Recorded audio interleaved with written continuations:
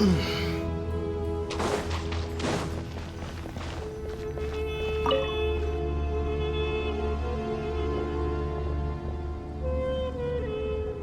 must be the ones tasked by the Academia with renovating Aru?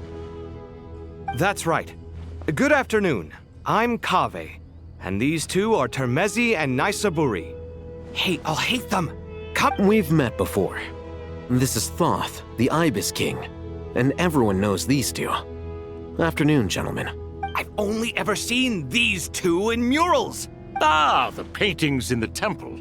They show us chatting, playing cards, playing chess. Precisely the activities we most enjoy, funnily. No, only you enjoy playing chess. We were just humoring you. I wouldn't go that far. Back to the matter at hand. A preliminary assessment by the Academia indicates that this project requires expertise in various disciplines, including the deciphering of ancient texts, mechanical engineering, the restoration of ancient ruins, and elemental theory. The most capable minds in their respective fields are here before you. If there are no objections, we'd like to begin our work. The artisans who built Aru for Al-Ahmar gave their very lives to create this splendid work. Follow their example by giving your utmost devotion to this project. I didn't know that. We'll do our best, of course, but we certainly won't be sacrificing our lives. Such brazen words. Humans these days are a far cry from their ancestors. What little respect you show for King Deshret. No, that's not what he meant. Please, don't mind him. He shares your sentiments, just not your, penchant for hyperbole. I just think it's important to manage expectations. Forgive my lack of courtesy, but we simply can't sacrifice our lives to the gods on completion of the project like— Here's a first draft of the project proposal for your perusal. Please let us know if you have any requests. Normally, I'd have made it look a lot more visually appealing, but we were really pressed for time on this occasion. I hope you'll forgive me if it's a little rough around the edges. Naturally. If my fellow ministers deem this meager display of respect sufficient, I suppose I can consider agreeing to their proposal. Why are you so preoccupied with the ostentatious displays of respect to Al-Ahmar? We should be trying to make things easy for them. You never know. We might have to rely on these young people to look after us in our old age. Exactly. This is Aru's mainframe. Be reminded to use it with great caution. We certainly will. Thank you for your assistance. You may attempt to lay out punishment should you so desire, though I'm afraid it would be futile. You and I both know that certain components of Aru can only be operated by humans. King Deshret always believed in humanity. Still, the reason that Aru's modules are designed that way is not so much because he trusted them, but more because he was wary of you. Is that true? No wonder human artisans helped to build Aru then. He actually required human assistance to create his greatest work. Naturally. Have you noticed that the Goat King keeps giving superficial responses? It's like he's just going through the motions and leaving the real debate to his colleagues. He understands the art of perfunctory speech. That's what earned him his position as the Minister of Ministers. It seems the rumors about King Deshret being a poor judge of character are baseless after all. Excuse me for being blunt, but it sounds suspiciously like you're putting yourself on a pedestal and mocking me. You're mistaken. And while there's nothing strictly wrong with making every conversation about yourself, it's not exactly a positive tendency either. You? Whatever. I knew it'd be like this working with you. All right, let me past. I need to look at this console. It's your job to activate it after all. Let's begin. Everyone, please proceed with the external checks and preparations as per the procedures outlined in the engineering plan.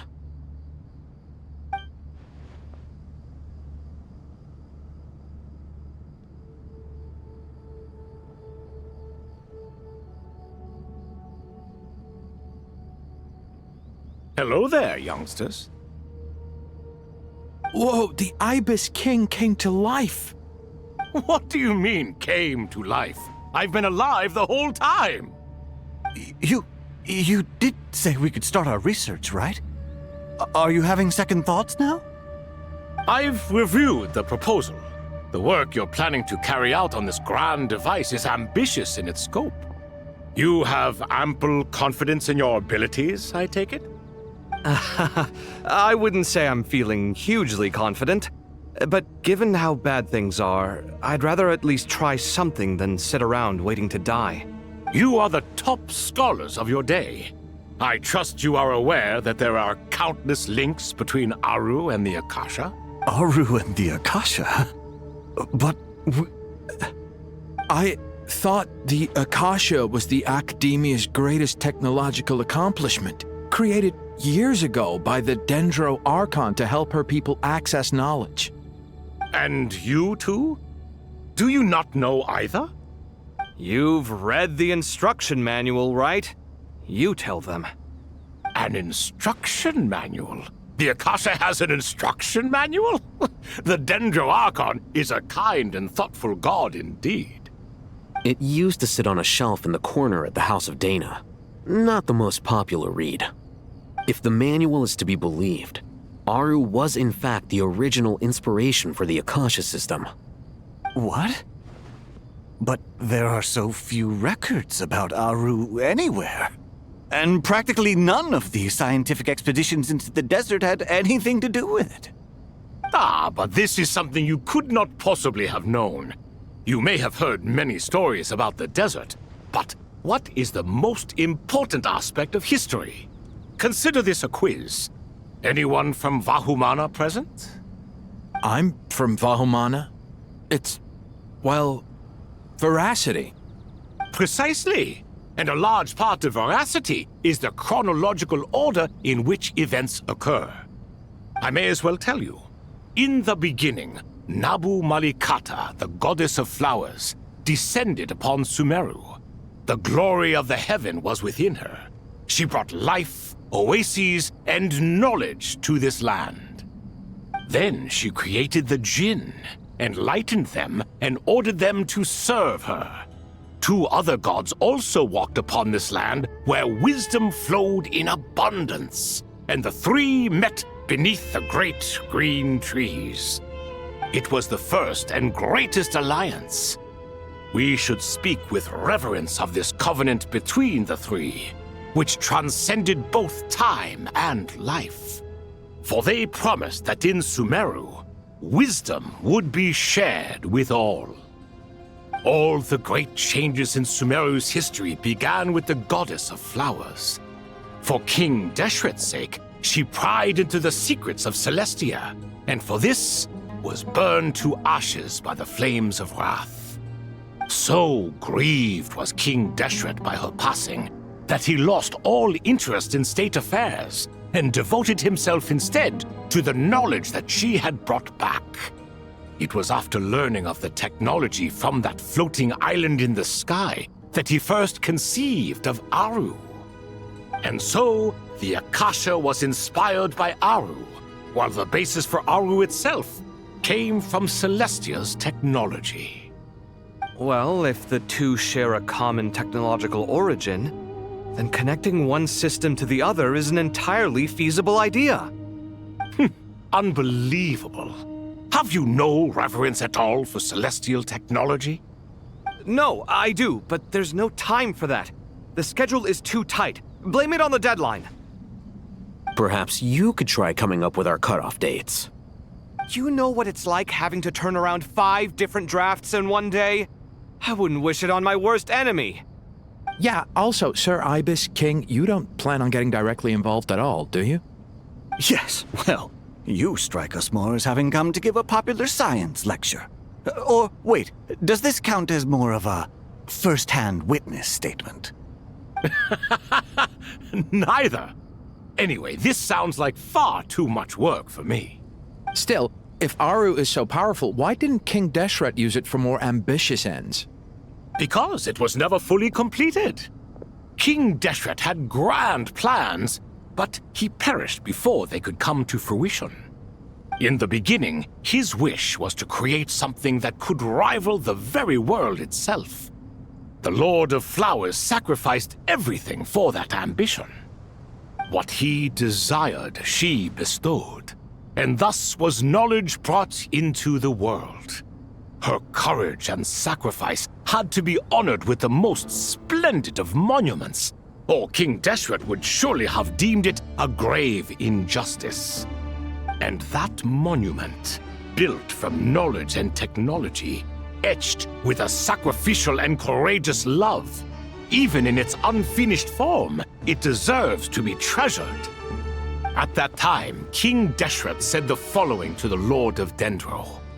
"Since we share an eternal covenant, I shall never be your enemy. Hence, the fruit of wisdom from the heavens is not to be devoured. Remember, it is not that I lack the power to become the enemy of wisdom. Yet you and she have taught me much and shown me kindness. For this, I cherish you both." In the end, Aru was only used to store a portion of the souls. It was but a primitive form of the masterwork the king had envisaged. His final hope for Aru was to return to the past, when she yet lived. So the point you're making is, King Deshret was both powerful and ambitious, and he only ceased his imperious ways out of affection for the Goddess of Flowers and the Dendro Archon. You could see this as an act of mercy, but you could also see it as the sentiments that lay between these three gods placing constraints on him. This was, after all, the foundation of the alliance between them. This explains why Aru was both a prison and a monument, and why the answer to the three questions was time. You have to be careful who you get involved with, or you invite all manner of misfortune. This is as true for gods as it is for humans. Love is the same. It is both a prison and a monument. All right, let us pause the story here for now. Seeing as you've been so diligent, I'll offer a little help. Who's in charge again? Is it you two? Ah, yes, me and him. Now then, close your eyes. Wisdom hides in the space between the tangible and the intangible. It is to convey the incommunicable through the simplest of mediums. By the power of King Deshret, I shall grant you a glimpse into the unseen secrets that lie at the threshold of existence.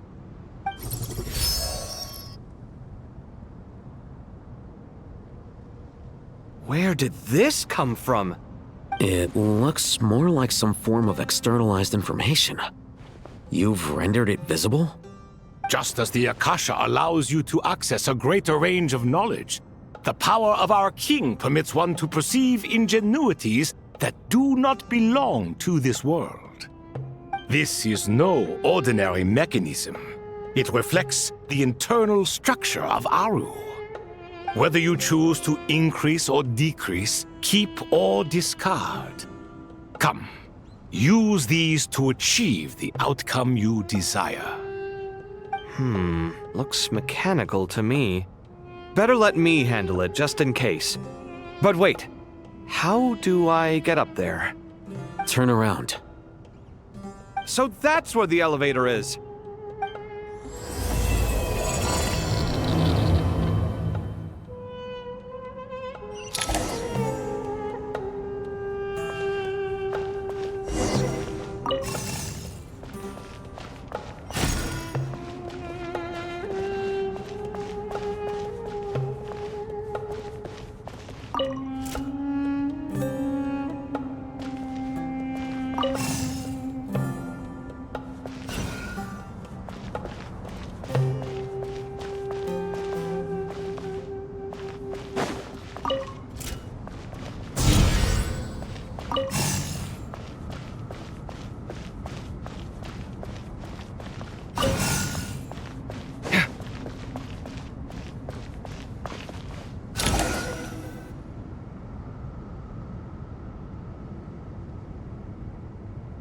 Obelisks were used to record important information in the ancient desert civilization.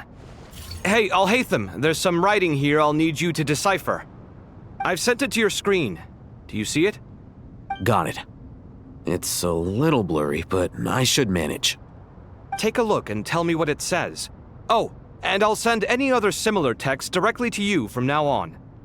Let's start with this one. It's a variant of an older script. Herein lie verses written for the Yellow Sands. Looks like cultural information from the age of King Deshret. If so, I suggest you delete it. Words thrown together merely for fun.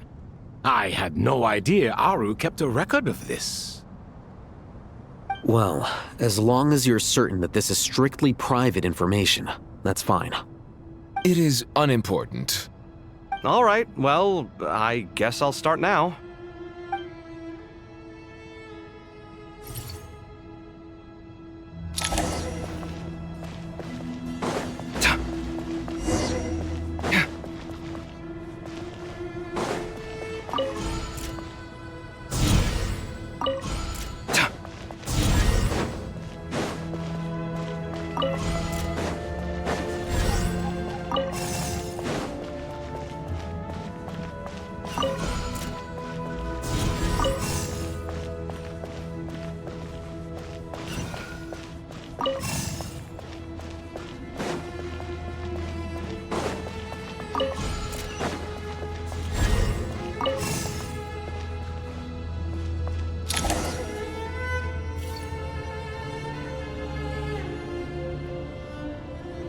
Found some more. Sending them over to you now.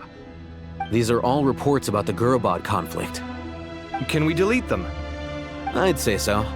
Most of this information has already been archived anyway. What if there are details in there that Vahumana missed? What are we supposed to do if they come after us in the future? They'll just have to live with it. If we don't resolve these issues now, there won't even be an academia in the future, let alone a Vahumana Darshan. Yeah, you're right. Okay, done.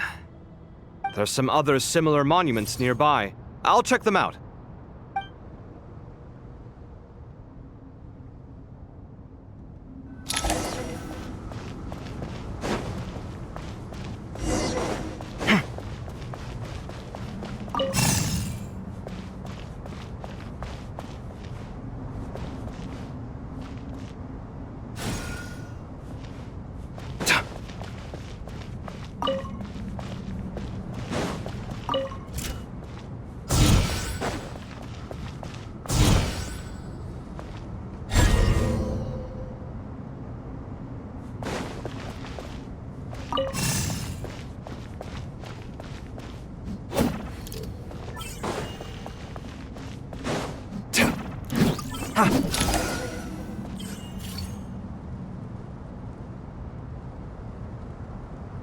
Another monument. Hold on.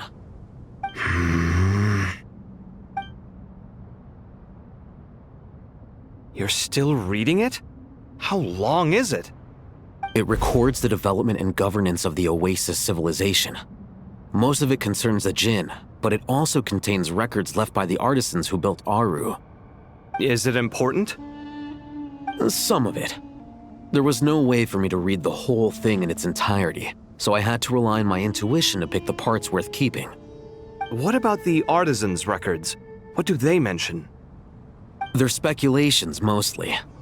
For instance, they were wondering how to protect themselves if King Deshret decided to silence them after the construction of Aru was complete.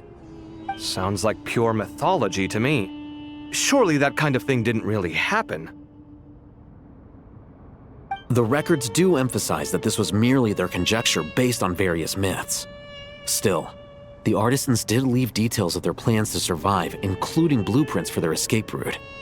Even that got recorded? Okay, well, I'll make a copy of this first before I delete it. Is that truly necessary? You won't be needing those. No, the blueprints are important. I want to keep them as a memento.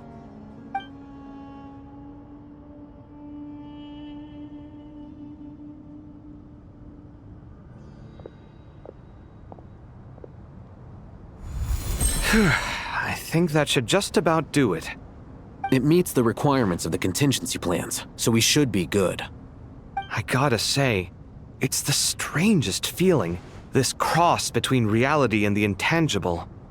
It's like drifting between life and death, or in and out of a dream, using my own hands to manipulate illusions that are forever out of reach. Chasing dreams in the most literal sense.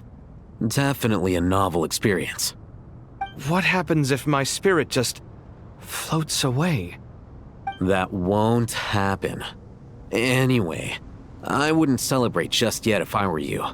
There's likely to be a phase 2 of this project. All right. I'd better keep my wits about me then.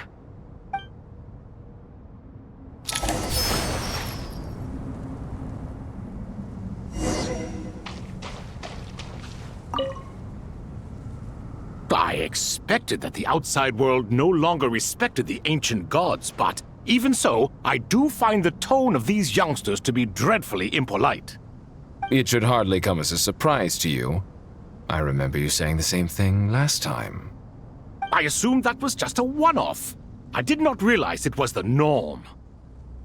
Don't you think that young lad's matter-of-fact tone sounds familiar? It bears a rather uncanny resemblance to you, Goatee. Surely a sign that he is a man of rare intelligence. Ugh. The rest of them, though, much better. The blonde-haired one, for instance. So sincere. That's the kind of kid I can respect. Oh, really? Well, what about your disciple, Nefer? She's about the furthest from sincerity that a person can get. And now you hit the crux of the issue. Thoth is spouting lies again. He cares nothing for sincerity. He likes Nefer simply because her personality is just like his. Thus, in giving his approval to Nefer, Thoth is simply validating himself. The rest is but smoke and mirrors. You have some nerve saying that. There really is no helping you two. Shut up, chess rookie. What nonsense is this? How dare you tell me to shut up? How can you engage in such banal chitter-chatter at a time like this?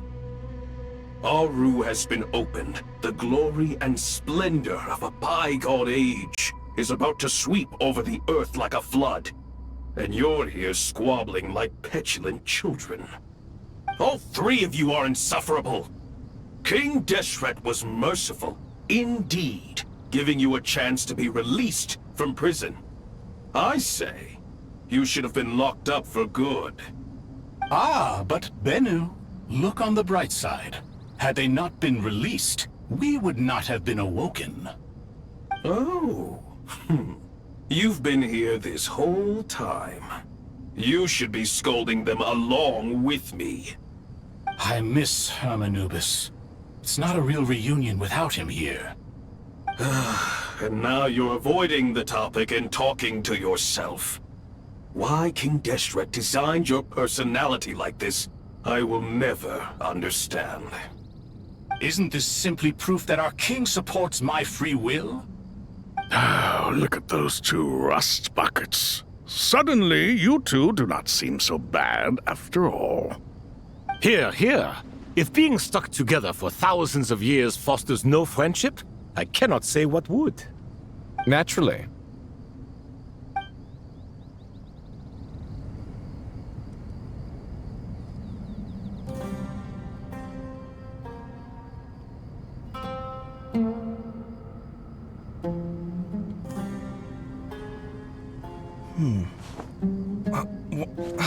Where's my key?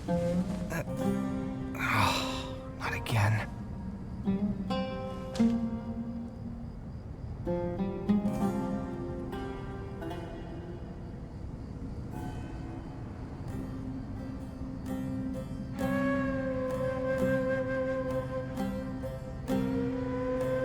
The ability to appreciate beauty is an important virtue.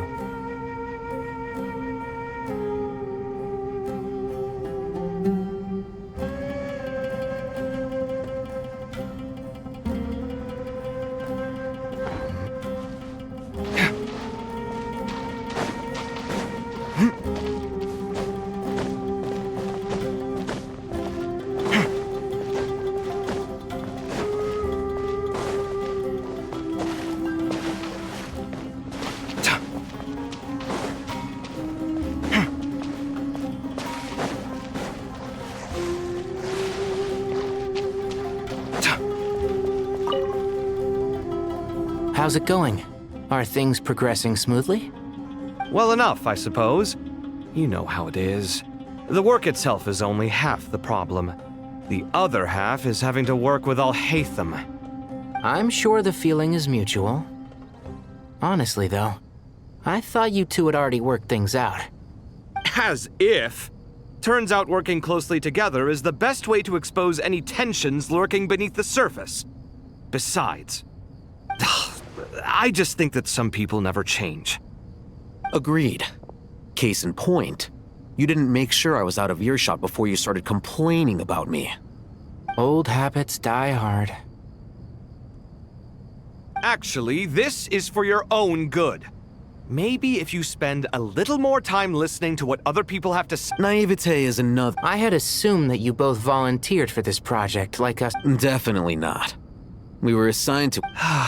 As much as I'd love to be doing normal work for normal clients, these Titan projects are all that's on offer. I'm sure you've prepared yourself mentally, but I still feel the need to advise you to lower your expectations. It might make the process of working together. I know! Same to you! Why don't you come help me with my forest? Good suggestion, but unfortunately, differences of opinion. For once, I actually agree. There is zero chance of us ever resolving our differences. Zero!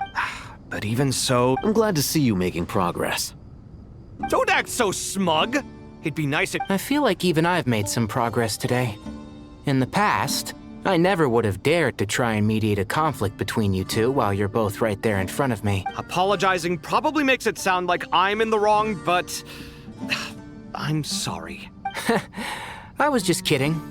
Truth be told, I don't have any work to do at the moment, so I'm just here to kill some time. How's Kale? She's studying with Nicole. I'm not sure how she's getting along, but she seems to be in good spirits at least. I wouldn't worry. Angelic affairs are probably above your pay grade anyway. I know what you mean, but Sino and I are still a little concerned for her. He said he'd go keep Kale company after he's finished training the mercenaries. I'm planning to join them myself shortly. Kale will be okay. Have faith in her. Even we can see how much more confident and outgoing she's become in these past few years. Thanks to you and Sino being there for her and providing guidance every step of the way, she can finally stand on her own 2 feet. On her own 2 feet. Does it feel bittersweet? Watching the younger generation grow up and move on. No, not yet, at least.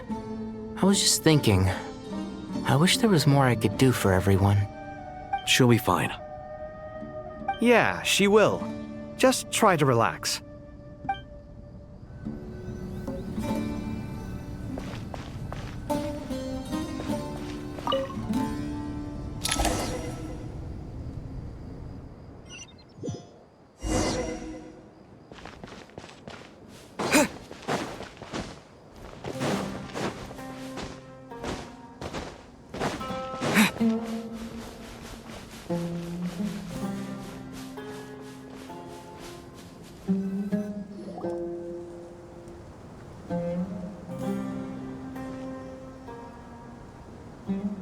Traveler from afar, do you worry for the fate of Sumeru as well?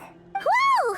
It's Sobek the Crocodile King! Greetings, Crocodile King. Please be at ease. I'm just here to chat with you about Lesser Lord Kusanali. Sounds like you really care about her.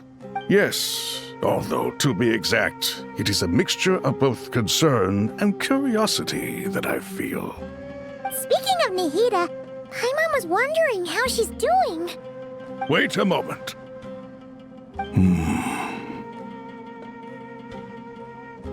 What is it? I tried calling out to Apep, but there was no response. This can only mean that she is focusing all her energy on taking care of Lesser Lord Kusanali. All the gods who served King Deshret seemed super surprised to hear that Apep agreed to help Nihida. Guessing she made a bad impression on you or something. Are you aware of the history between her and our king?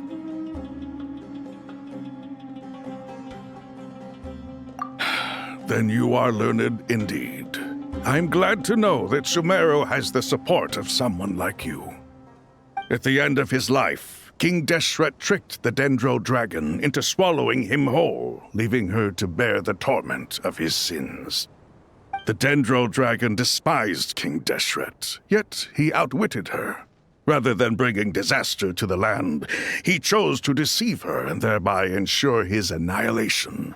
An act that surely displays his love for humanity. The Dendro Dragon stands for the glory of a bygone era.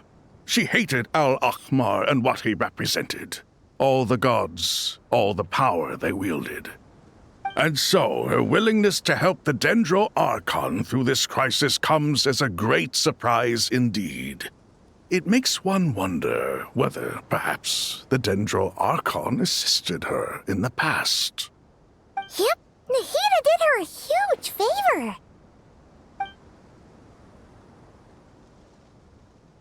So Lesser Lord Kusanali put an end to the Dendro Dragon's many long years of torment. As much as she loathes the Seven, Apep knows kindness when she sees it. No wonder she was willing to make an exception. Yeah, that's the sense we got from dealing with her, too. She is not incapable of coexisting with other living things. Rather, she actively chooses to avoid coexistence. And this despite the fact that she symbolizes life itself. How ironic.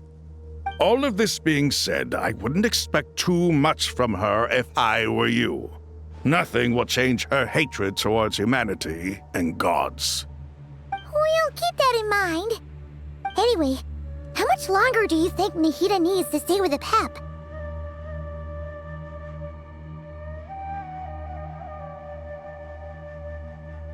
For all we know, the Fatui might still be in the desert. Just to be on the safe side, why don't we grab anyone who isn't busy right now and go look for her? I'm alright, Paimon. Huh? Was that Nahida's voice? It seems the treatment was effective. Since when do my deeds require your evaluation?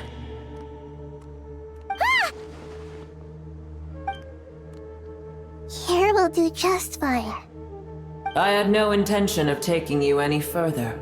One ought not expect greater generosity than they have earned. You always hide your kindness away like an oasis within a sandstorm. Only those who make it through the swirling winds can know just how beautiful that oasis is, and how much hope it brings. You dare appraise my being? No, I'm expressing my gratitude. I want to thank you for sharing your precious life force with me.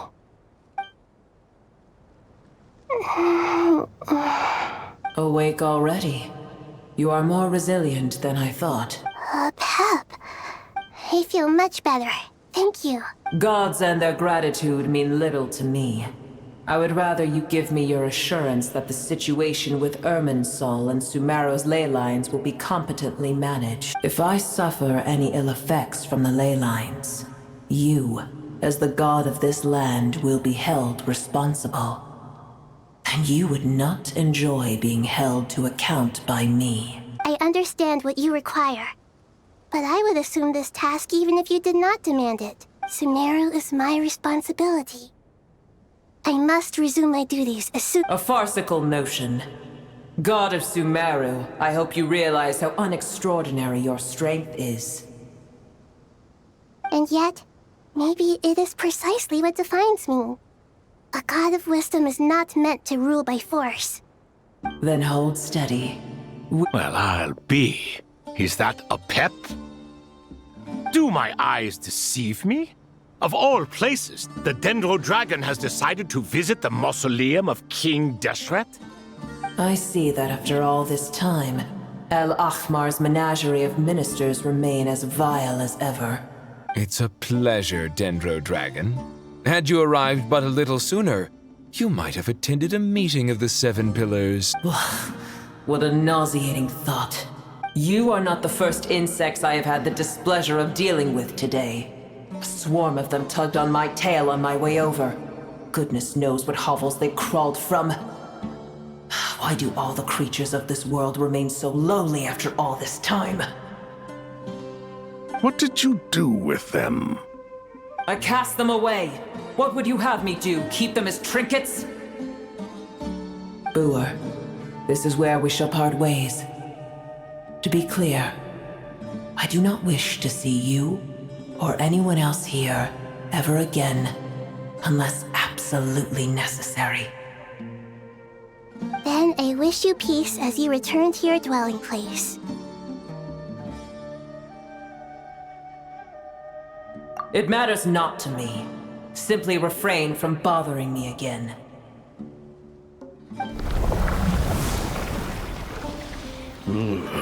A force to be reckoned with. At times like this, I feel glad that she has no interest in any of this. Hold on, just hold on, okay? We're almost there.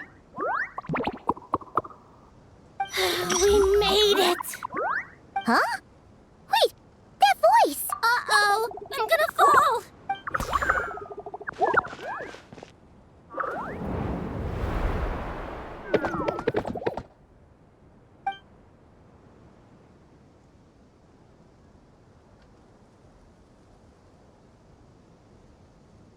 Well, that's a relief.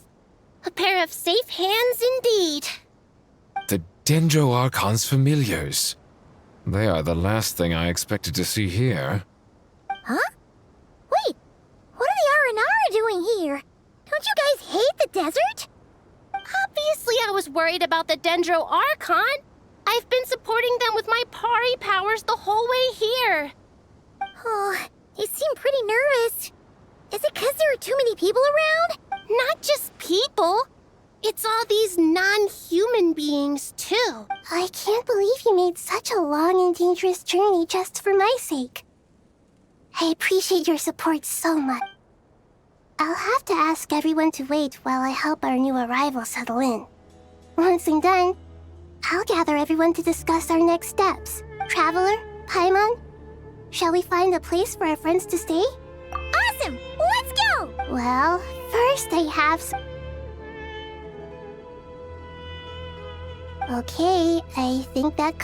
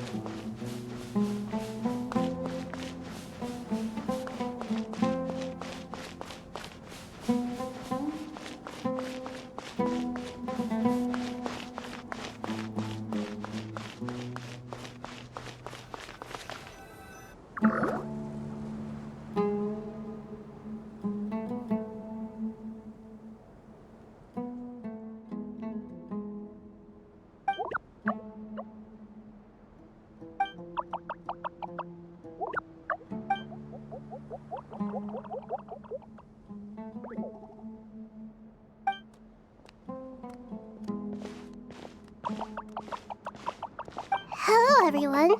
It's only us. It must be very tough for you coming all the way out here, especially since you don't like the Veluca.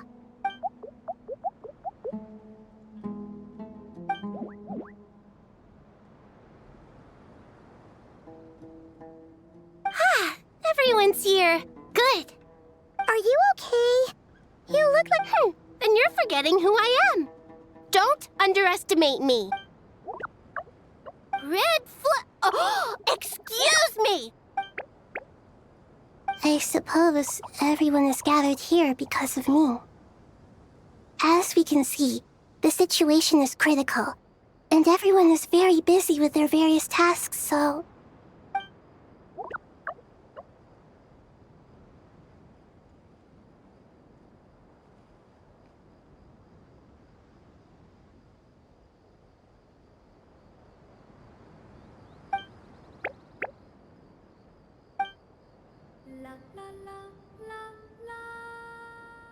I can't thank you enough.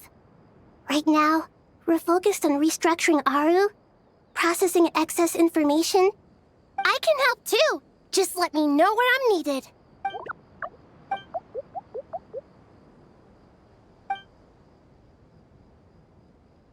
Up to no good?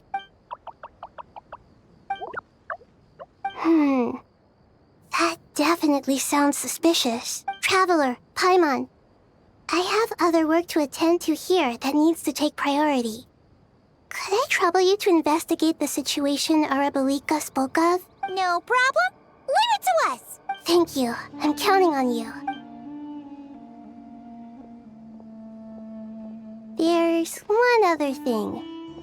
If you are to work alongside the people of Sumeru, you will need to make yourselves visible to them. Is that acceptable to everyone?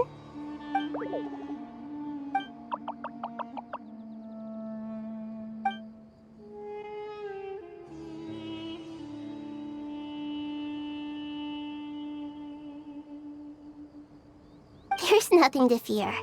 No one here will hurt you. But if you do feel afraid, don't worry. Just call my name and I'll be there. Very well. Now, I shall bestow a small blessing upon you all. Whenever people see you and interact with you, from the moment their gaze meets yours, they will experience the most beautiful of dreams.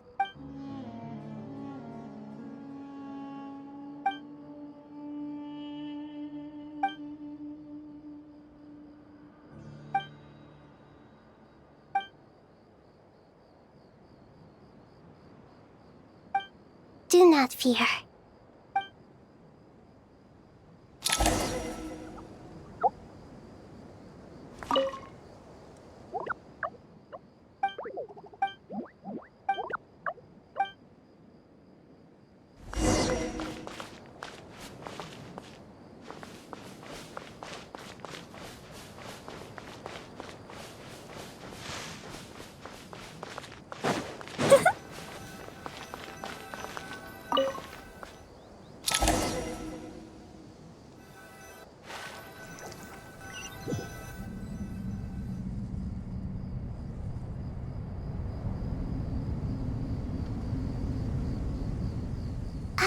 Everyone's here. Wonderful. Dendro-Archon, you're back. Are you recovering all right? I'm doing very well. Thank you for your concern. I see. Using the power of Aru to reboot the Akasha and gain access. It's a sound plan, although I regret to be the bearer of bad news. But with the state that Irminsul is currently in, it's impossible to access via traditional means. Alas, we had feared this may be the case. And what about non-traditional means? Non-traditional? Are you saying... Desperate times call for new measures.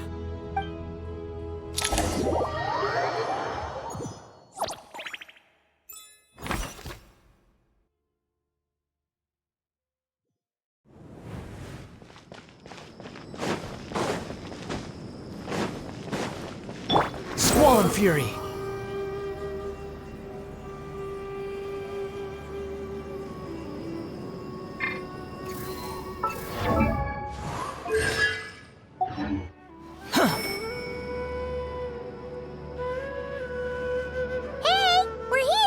Ah, it's you.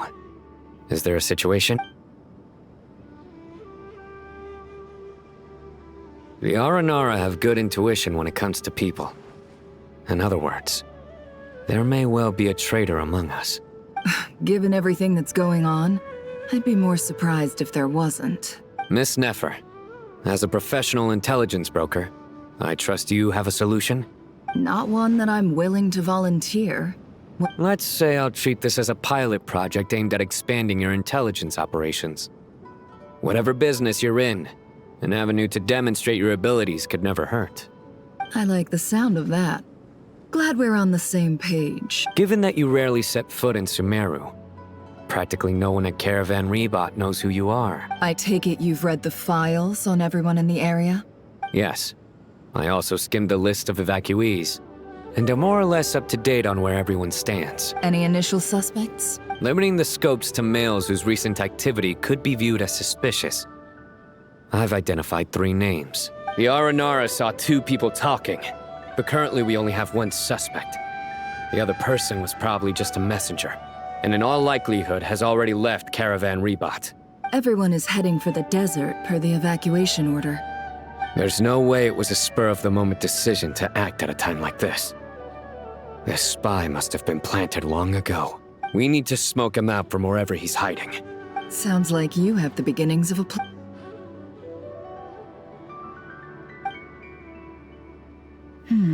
I see. Your suspicions are well-founded. I'd be watching him too if I were you. So far, we still lack solid evidence that he's been bribed. He hasn't made any recent purchases that would indicate he came into some Then let's get closer to him to confirm before we make our move. I can handle it. I'm not based in Sumeru, so barely anyone at Caravan Rebot knows who I am. And you're certain you've never encountered this person in Nodcry? I'm certain. Besides, it's extremely rare for me to have had any direct contact with Sumeru mercenaries besides Jet. There's no way he could have seen my face before.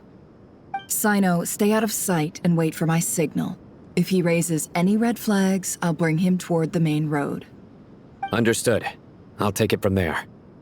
Excellent. Well, it's a pleasure working with you.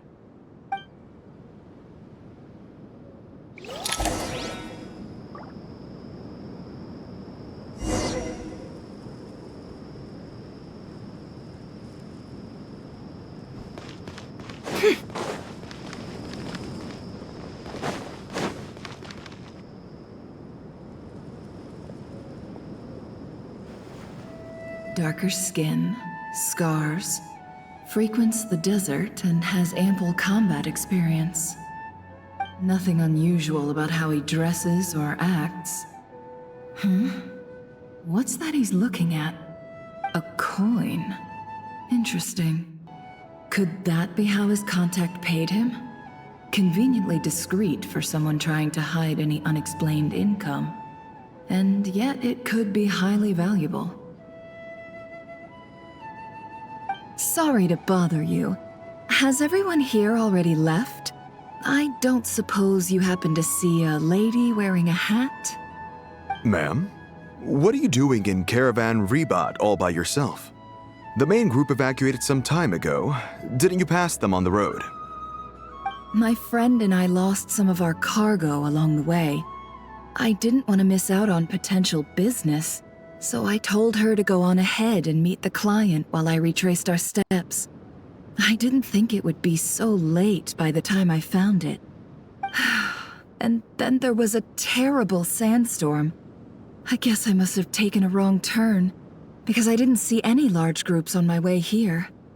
Forgive me for asking, but just to be on the safe side, could you describe this friend of yours? Sure. She has blonde hair, and she was wearing a hat and a white dress. You'd definitely know if you'd seen her. Yes, I think that does ring a bell. Ah, my apologies. During this exceptional time, the Core of 30 are under orders to be extra cautious when dealing with unknown people, whoever they might be. I understand. Well, sir, is there anything else you need to know? If not, I'd better try and catch up with them. Hey, wait! They left a good while ago now. You'll never catch up with them on your own. Why don't I give you a ride? I'm here to collect the last few people anyway. We have plenty of carts, so one more won't be a problem. That would be amazing. Traveling with a group will be much safer. I'll have to pay you for your trouble. Hey, let's not worry about the money for now. Wait here a moment. Once I'm done packing up, I'll take you to join the rest of the group. All right, thanks.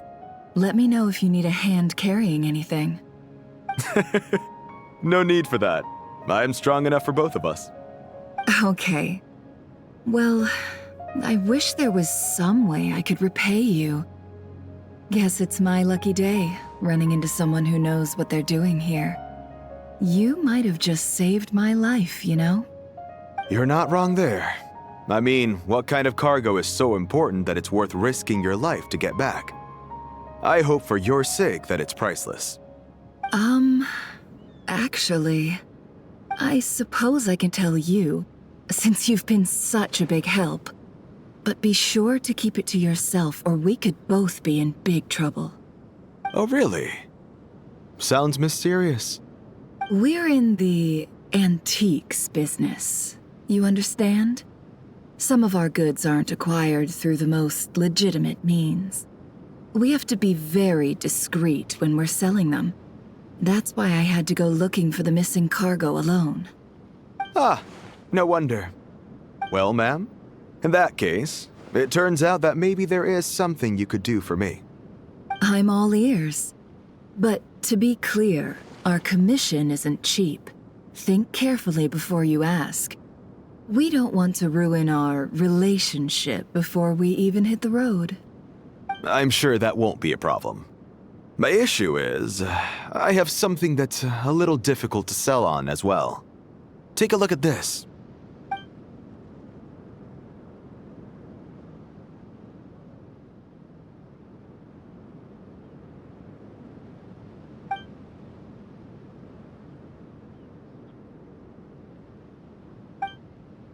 Pure gold. That's quite something. How'd you come across it? Dig it out of some ancient tomb? If you look hard enough, there are many treasures to be found in the mausoleum of King Deshret. It has no distinct Snezhnayan markings. That'll be why he's going with that story. And he clearly doesn't want to arouse suspicion, so he's on the lookout for an opportunity to make a quiet trade. Surely you have an existing business partner. Won't they take it off your hands? I hope I won't be attracting the wrath of my competitors by helping you sell this. The shop I used to work with is having cash flow issues at the moment after losing some money. I'm under enough pressure as it is without having to deal with them. On the off chance anything went wrong, I'd never get my money back. I understand. Gold is the last thing that traders with cash flow problems want to see. Well, in that case, I think we can work something out. As it happens, I'm just about done packing. Shall we make a move? Sure. Let's walk and talk. This evacuation was a huge operation. They needed a few people to stay behind and tie up loose ends.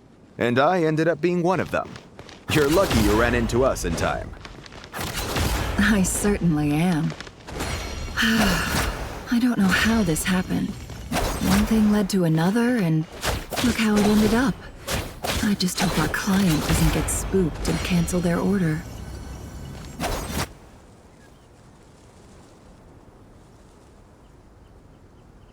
Huh?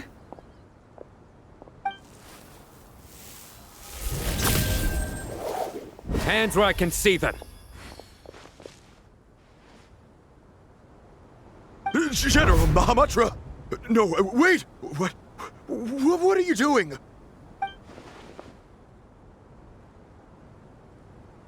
This is the coin? Good. Sadly, you won't have the chance to spend it. Nicely done. Looks like Sumeru's Matra are a well-oiled machine nowadays. Unmarked gold coins are quite difficult to trace. Thanks to you, we have secured the evidence. Here's what's gonna happen.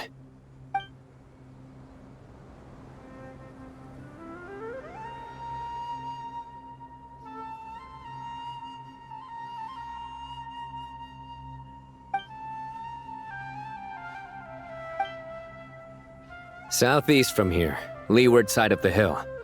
That's where he's meeting his contact. Great work. Candace tells me your interrogation skills are highly effective. Hers are quickly catching up. She's improved a lot in recent years. Looks like it's over to you for the next step. Because I'm quickest on my feet? Because you know how to trail a target. Plus, it'll be easier to monitor their activity from the air. Fine. I'll be quick. One more thing. The Traveler just brought a message from the Dendro Archon. Once you're done with this, We're to meet up at the mausoleum of King Deshret. Got it. Will do. Are you sure you'll be okay on your own? Gee, I don't know. Maybe you should come with me. Okay. Then Paimon's coming with you. Really? You do know this is a stealth operation, right? Meaning, you have to be quiet? Paimon, are you sure about this? Well, Paimon at least wants to give it a shot. Like everyone says, if you never try, you'll never know. Besides, being the best guide in Teyvat has to count for something. This should be a piece of cake. Fine. Join me if you want.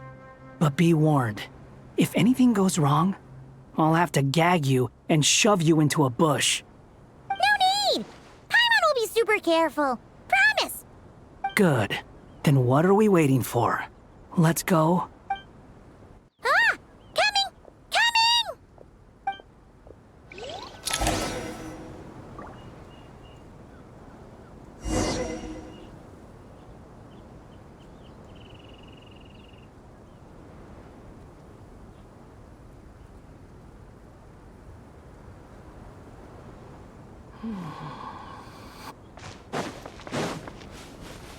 The wind rises. Search for it.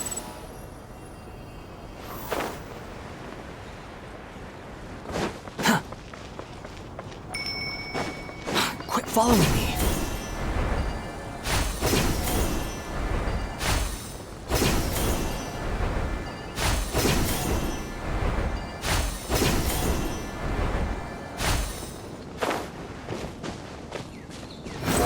Search for it.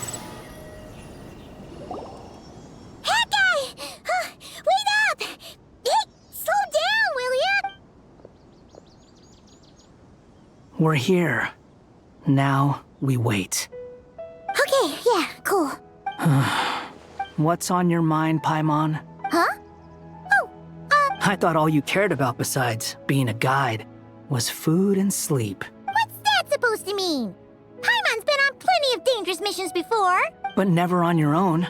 You hardly ever leave the travelers. Just saying. I'm kind of at loose ends right now. Hat guy? Do you think Paimon is useless? What? Where's that coming from? When we were in Notcry, Paimon suddenly realized something. Even though Paimon's with a traveler every single day, whenever we face real danger, she can't do anything to help. Paimon doesn't get like this very often. She just got really scared when the traveler got kidnapped that time. What if he never came back? What would Paimon do then? And the more Paimon thought about it, the more useless she felt. But Paimon doesn't want to be a burden. Paimon wants to be a friend who's actually useful. Does that make any sense? You know, that feeling of just being completely useless and... Oh, Paimon probably sounds so ridiculous right now. You asked the right person. Boy, do I know that feeling. Oh, that guy. I'm not gonna try and encourage you. What I will say is this. When you start doubting yourself, you have two choices. Give up or change. You have to make the decision to move forward. Otherwise, no amount of consultation from other people is gonna help you. So ask yourself, what do you want? To get stronger? To learn more? Whatever it is, go do it. You won't have any regrets if you can at least say that you tried. Oh, all right. Something's not right. Shouldn't they be here by now? Paimon, is it just me? Should Paimon take a... We'll give it another hour. If... Okay. How strange. We've been here for ages. Where the heck are they? Have we been stood up? What is it? Did you think of something? Something feels off about this whole situation, but I can't quite explain why. We know for sure that the guy Sino caught had something set up, yet somehow his contact is a no-show.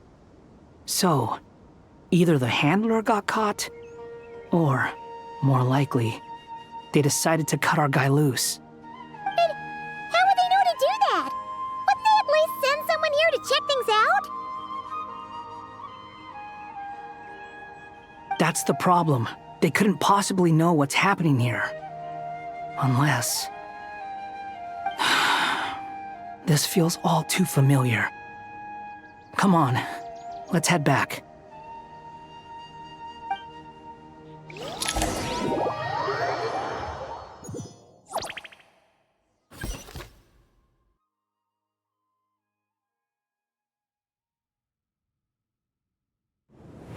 Even though this isn't a formal meeting, I'd still like to start by saying how grateful I am to each and every one of you.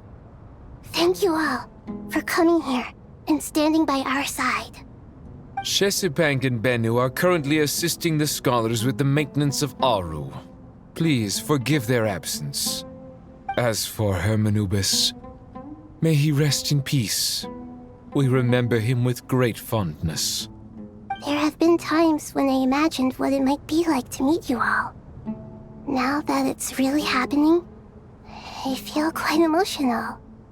Time has taken many things away, but that which remains is all the more resilient. I must say, there is one thing that rather surprises me. You appear to be in good spirits, Lesser Lord Kusanali. But even so, I can sense that the life force given to you by the Dendral Dragon has far from fully resolved the problem of your vitality. Oh no! So even a Pep's power didn't work? Don't worry, Paimon. It worked very well indeed. The issue is how closely I'm tied to Irminsul. Until the problem with VII is resolved, there is no way I can fully recover. Sumeru has undergone tremendous changes during your absence. When gods pass away, inevitably, people's faith in them grows weaker. You must have sensed it already. Your power is not what it once was. Regrettably, this is true. I too have grown weaker due to the effects of Irminsul. Right now, we're all in quite a sorry state. Then what do you suggest?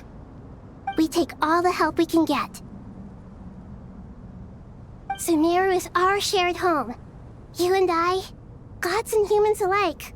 We must unite all our strength in this moment. Though Al-Ahmar is no longer with us, the alliance between the three gods remains in force. Regardless, as subjects of our king, we have a responsibility to support Sumeru through this catastrophe. Not to mention that it was the people of Sumeru who released us from this prison of Aru. Times have changed, and the people of today possess greater wisdom than those of the past. You really know how to give a rousing speech, Goti.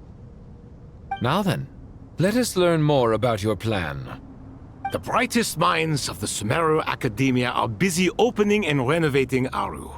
They claim it has something to do with Irminsul? Correct. Irminsul has existed in Teyvat since the very beginning. But during the Age of the Dragons, it did not possess the significance it holds today. After the heavenly principles arrived, the power of the Light Realm was divided into elemental energy, and Irminsul was refashioned as a device that records and preserves all information.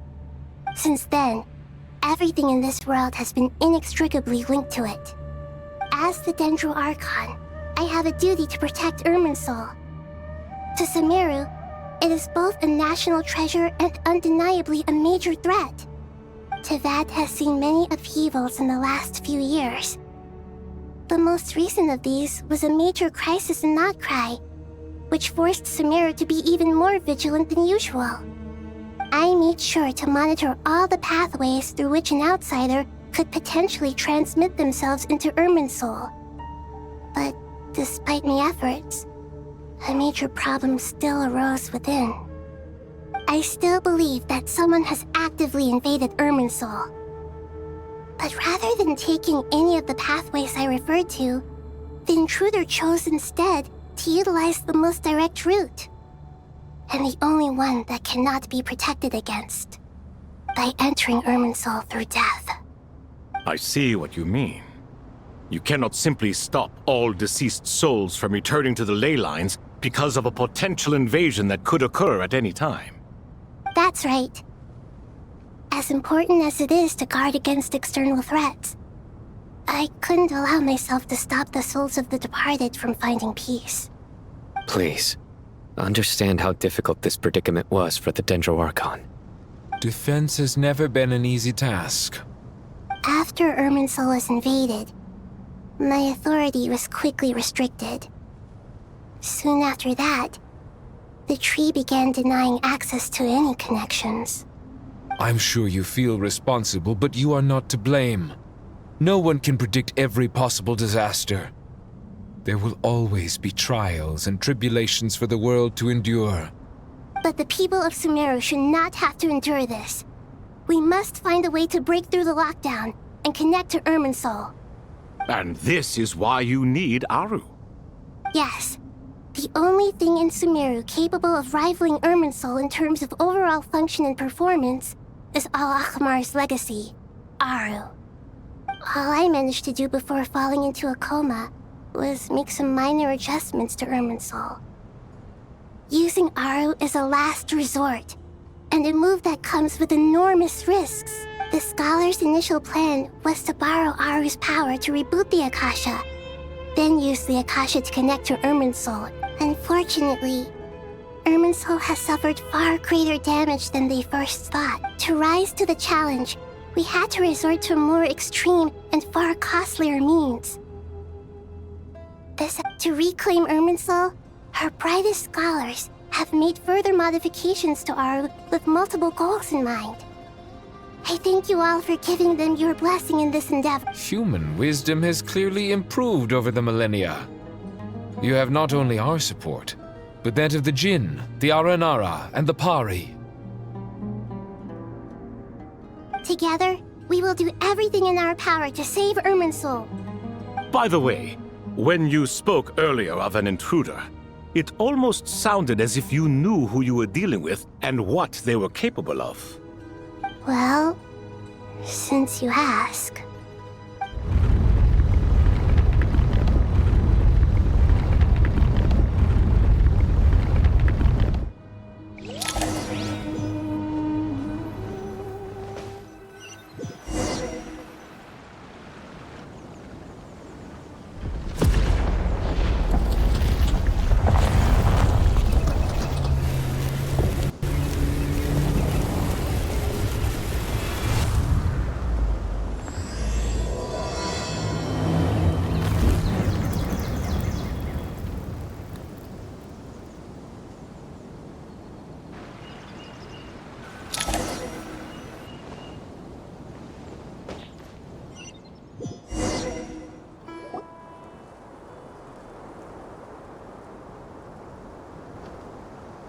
Master Tainari! What is that? Is this Irminsul? How did this happen? What's going on inside? Luckily, we managed to evacuate everyone. What in the world was that? Oh my. I understand now, Dendro Archon. Not once over the millennia has Irminsul been so terribly afflicted as this. Please continue, Dendro Archon. Irminsul's root system is what comprises the ley lines. In the past, it has always been hidden away, going unseen by the general populace. But now, an evil intruder is making it reveal itself. It has become a tree of unbridled greed. A clear sign that a deranged experiment has advanced to a new stage.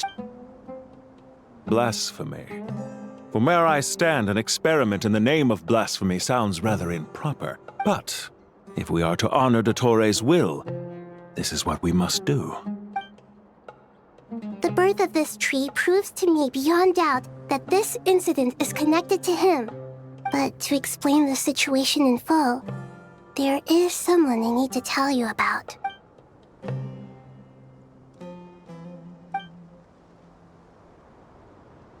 Zandik. So it was him.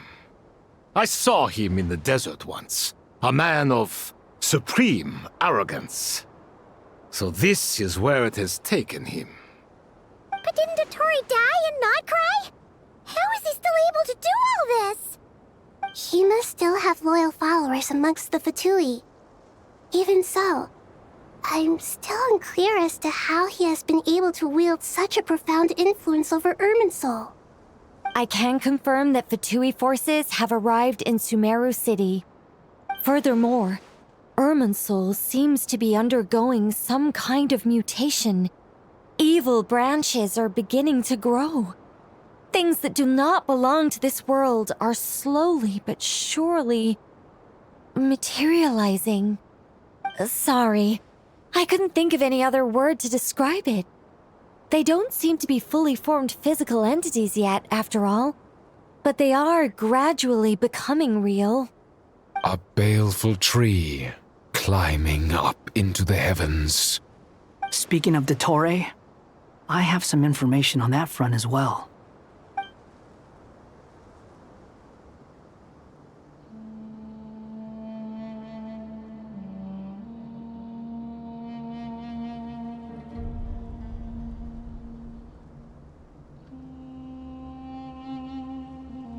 I didn't think it was wise to state this out in the open. But my theory is, the mole wasn't cut off. You mean, the Fatui never intended to follow through with him? It's hardly a conventional strategy, and the rationale behind it is pretty twisted. But as it happens, I know someone who works exactly this way. And when it comes down to it, his goals are very simple. He's been a collaborator of Dottore's from the outset. That fact alone confirms that Dottore is involved with this somehow.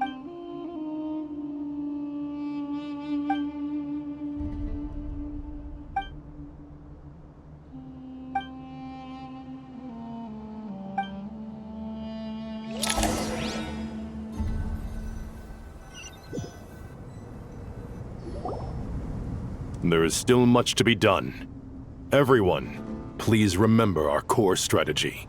As per the discussions, the following groups must act immediately. Mr. Al-Haytham and Mr. Kaveh, the next phase of the Aru renovation project must begin right away. Godspeed to you both. We'll give it everything we've got. The plan looks feasible, but the implementation will require certain resources. General Mahamatra Sino and his team will help to procure the materials required for modifying the terminal. No problem. I've already spoken with Sethos and Hat Guy, and they've agreed to assist me. This kind of thing is best left to the fleet-footed, right? Hat Guy? If it's efficiency you're after, we're the right people for the job. Following up on the elemental energy amplifier we discussed. Miss Dory, I assume you're the one most familiar with the status of this project. Yep, that's right. Leave it to Lord Sangama Bay. Got it. Well, I'd like Madame Farazan, Kale, and Nicole to support Dory on the technical side. You can count on us. Will do. Rest assured, I'll take good care of Kale. Dia, Candace, and Nefer, you'll be in charge of negotiating between the various parties. I trust you remember our goal. You bet. We can handle it. Good. I believe that covers everything. Tainari will provide ad hoc support as needed, if that's okay. Poor Tainari. Must be tough being Nephis' student. Getting bossed around all day, every day. Hey, don't try and drive a wedge between us, you old rascal. All it says to me is that Master Nephis has faith in everyone's abilities. While I'm nominally here as backup, I doubt there will be many situations where my help is needed. Exactly. Finally, Traveler, you and I will head to the border between Sumeru and Natlan. Once that task is complete, I'll be asking some of you to accompany me to the Eternal Oasis. The Eternal Oasis? I thought that was just a legend. Regarding your trip to Natlan, under normal circumstances, a meeting between our two nations would be a far more formal affair. Unfortunately, Sumeru is all but completely cut off from the outside world, so regretfully, we won't be able to give the Pyro Archon Mawika the grand reception that she deserves. My apologies for the...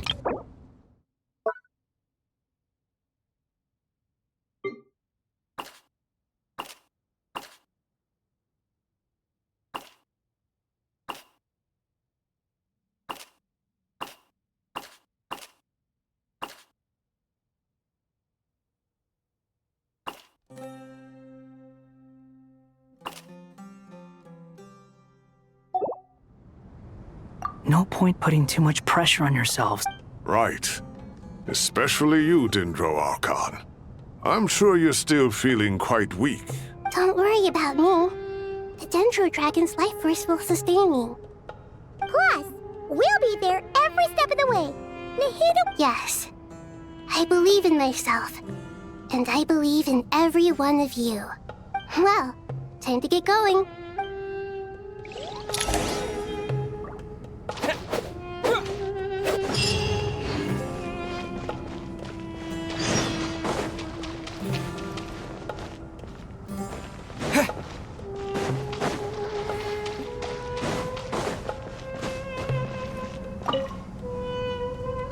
To what extent we can implement the final plan depends on how successfully the Akasha can be modified and configured. And to make sure the configuration works, Aru will also need some further optimization. Yeah, no surprises there. Once we roll this out, any Sumeru citizens who already have Akasha terminals can simply continue to use their existing devices. This still leaves us with a significant equipment shortage, though. Many groups of people were never issued Akasha terminals, including mercenaries, the desert folk, and many others. We'll need a supply of rare materials for the renovation of Aru and the production of new terminals. Right now, the best place to source these locally is from the primal constructs within King Deshret's mausoleum. Time is not on our side here. The Aru merge and renovation project will have to be carried out by you two. Everything's riding on this, so failure is not an option. As discussed, General Mahamatra Sino and Mr. Hat Guy will source the required material. Mr. Sethos is quite familiar with the layout of King Deshret's mausoleum. With him accompanying them, things should go quite smoothly. I have every confidence. In the meantime, we may as well take a breather. Makes sense. There's not much we can do until the materials arrive. Get in formation and stay close. What is this, boot camp? Not... It's just Sino being Sino. You know what he's like. Everyone clear on our mission objective. Look at the excess primal constructs, dismantle them, and extract the required materials.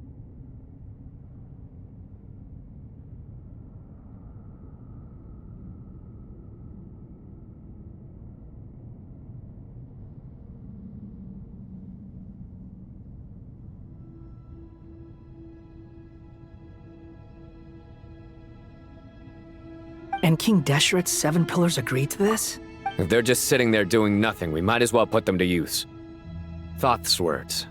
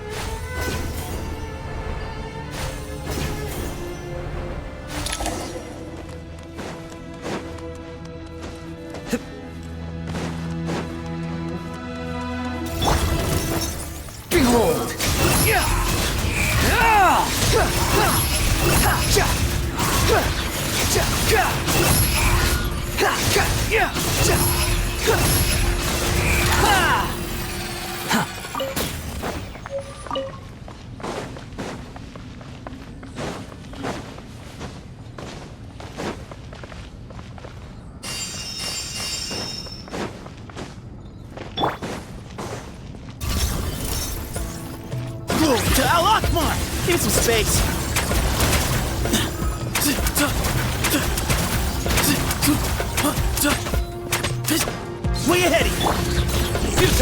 Your sins weigh upon your soul!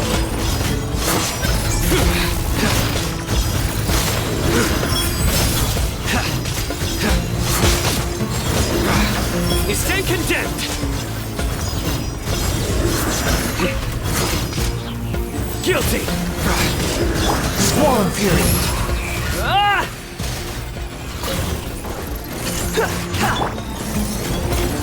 Excuse me?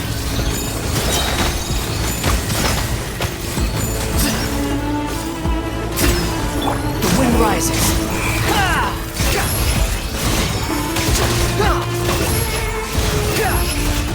These devices should still be usable even though they're broken down. Let's take them back for the others to review.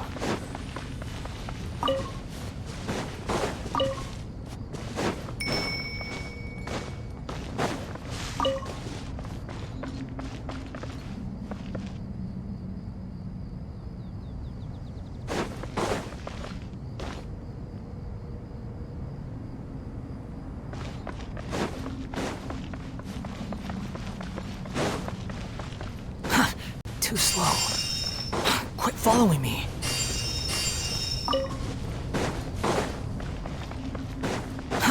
Too slow.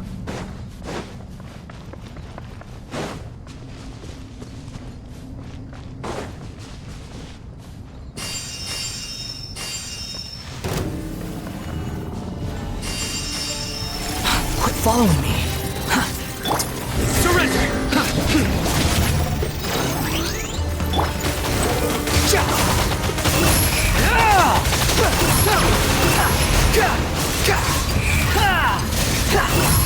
Know your place. Whoa!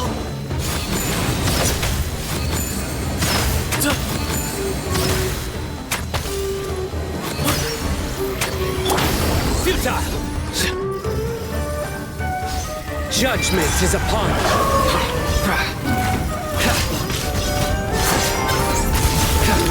Your penance is due! How many do we need again? Enough to make an Akasha terminal for everyone who doesn't own one. I remember you telling me how revolutionary these Akasha terminals were. You've used one before, right? The Academia declared the Akasha to be the most powerful and comprehensive wisdom dissemination system in history. That should give you an idea of how powerful it is. Certainly sounds impressive. Neither Hat Guy nor I have ever had an Akasha terminal. Well, if it all goes to plan, that's about to change.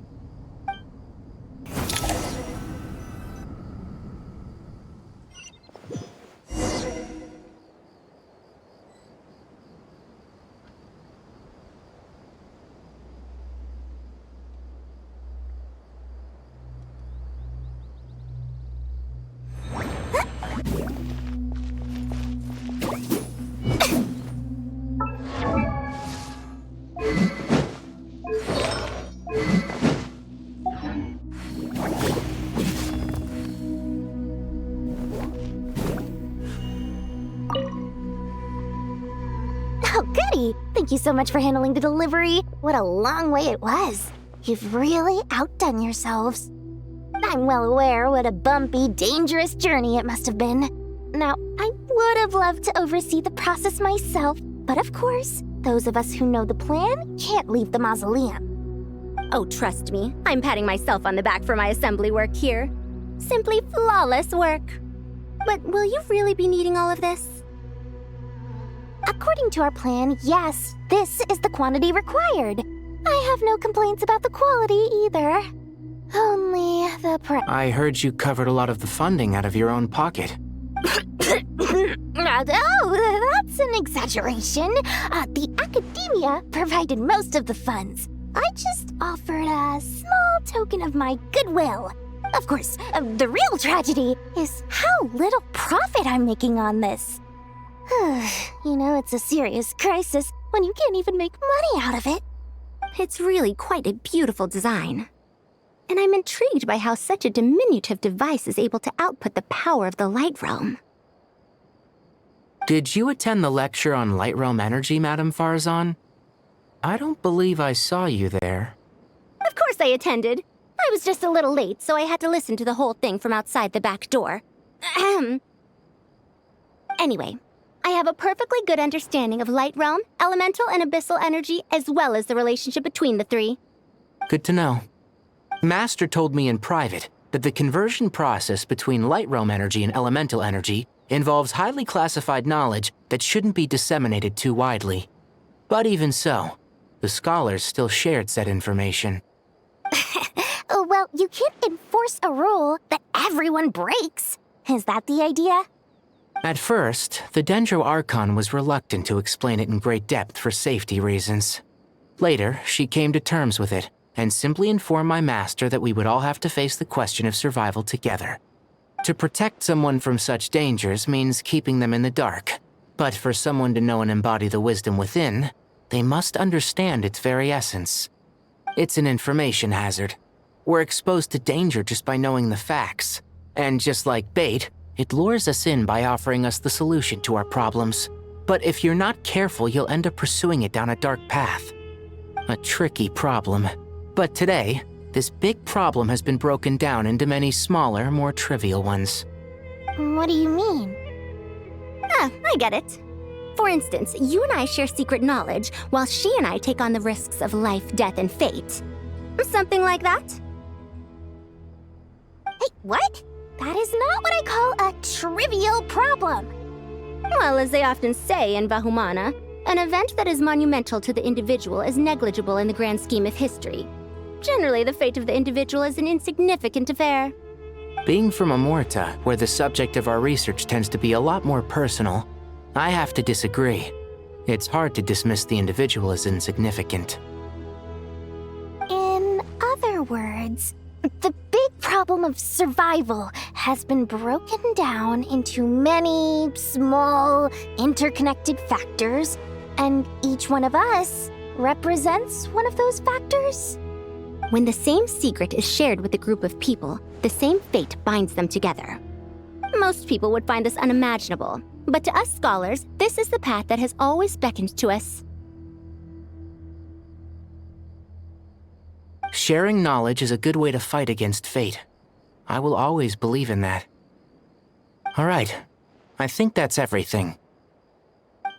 Thanks a lot. But don't go anywhere just yet. I'll still be needing you to calibrate the equipment.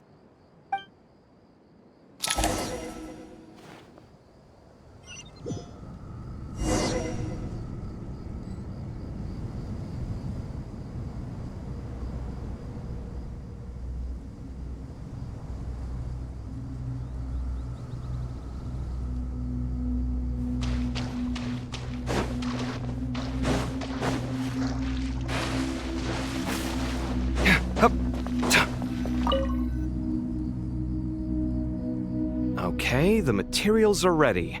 We can proceed with the next phase. Al-Haytham, how are you getting along? Most of the information in Aru is written in ancient desert scripts.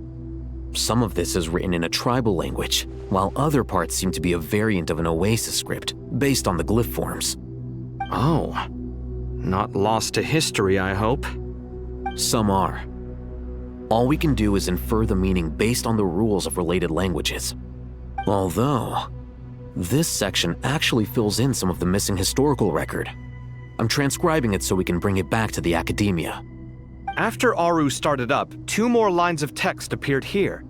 Can you read them? Humans may not read what is written by the gods, except by not reading.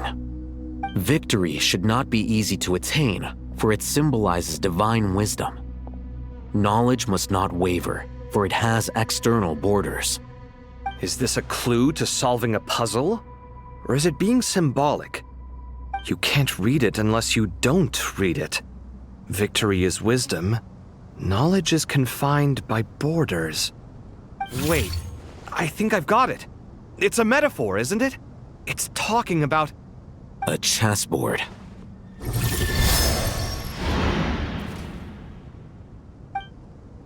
You were right. The youth of today are skilled at solving riddles. Have the secrets buried in the desert not been unearthed over the years all the same? Since Aru is a place reachable through wisdom, this day was bound to come sooner or later. Oh, I've always been against overly cryptic sentences. Don't you get tired of reading and writing all that? Ah, it's you three. Just in time. We've been delving deep into Aru, and now this board has appeared. I've heard this was how you'd while away your free hours. You must be quite the experts by now in that. It is true. King Deshret's chess games are some of the most well-loved of all his wonderful creations. If you have ever been to Safhe Shatranj, you may well be familiar with the chess pieces you see here. Is this chessboard supposed to be another visualization of the interior of Aru, then? Naturally. Visitors, everything is ready. Only by completing the challenge on the board in accordance with the rules will you be permitted to overwrite Aru. 1 second. It's not dangerous, is it? Dangerous? Why, yes, of course. I should be the one to go, then. Wait for me here. Sounds like the self-confidence of our present company has rubbed off on you. Don't be ridiculous. I'm your upperclassman, and that means I have to look out for you. I appreciate the sentiment, but a game of chess typically requires 2 players. Besides, I'm sure they won't let things get out of hand. Keeping things relatively safe is in your best interest too, isn't it? Fair enough. I mean, you guys are controlling the difficulty, so please don't go too hard on us, all right? Ah, but Bennu said he wanted to put some respect into these whippersnappers. All right, all right. Thank you. Obviously, we'll still try to be careful. This doesn't seem like ordinary chess. Is the goal to defeat the opponent? No, you must enter the board and pass the trials we have placed there. Ready? Let's do it.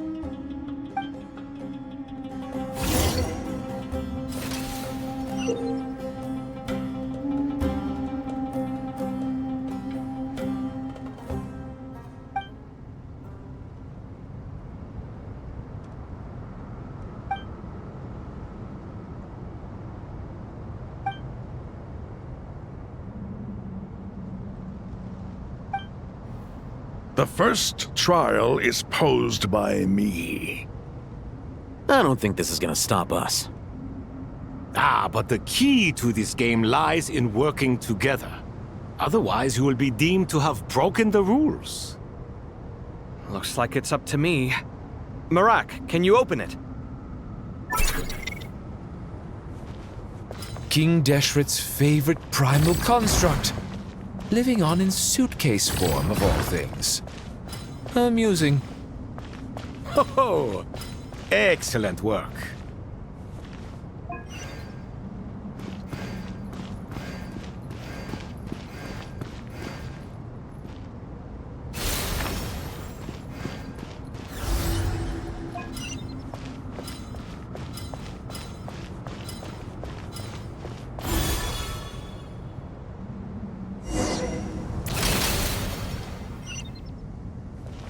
Now is the time for my trial. Now, don't be nervous. I'll make it nice and easy for you. Really? Thanks in advance. We appreciate it.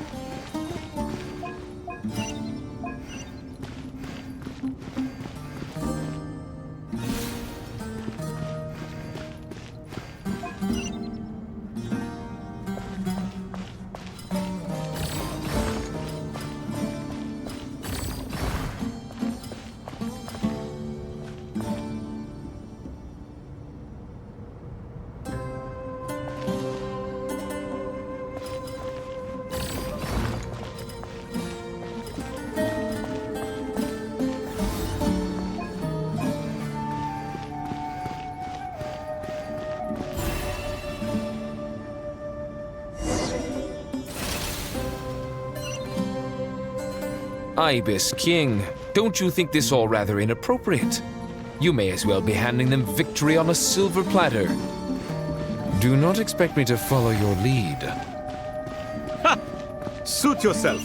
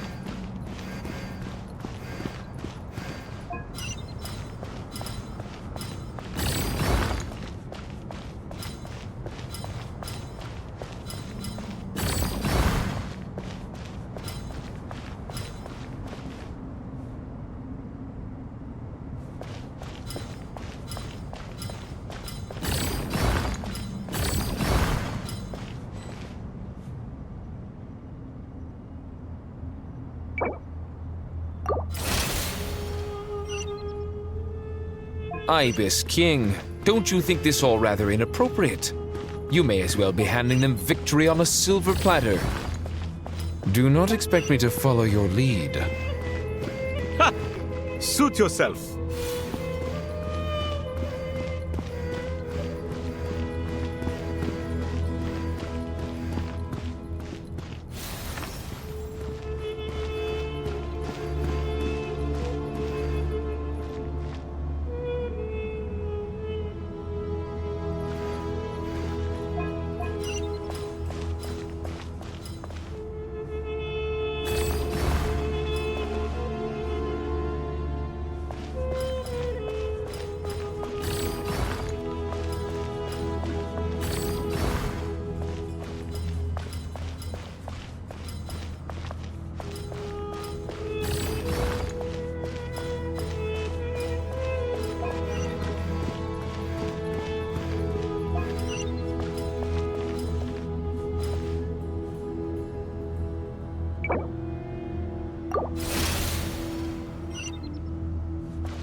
Ibis King, don't you think this all rather inappropriate?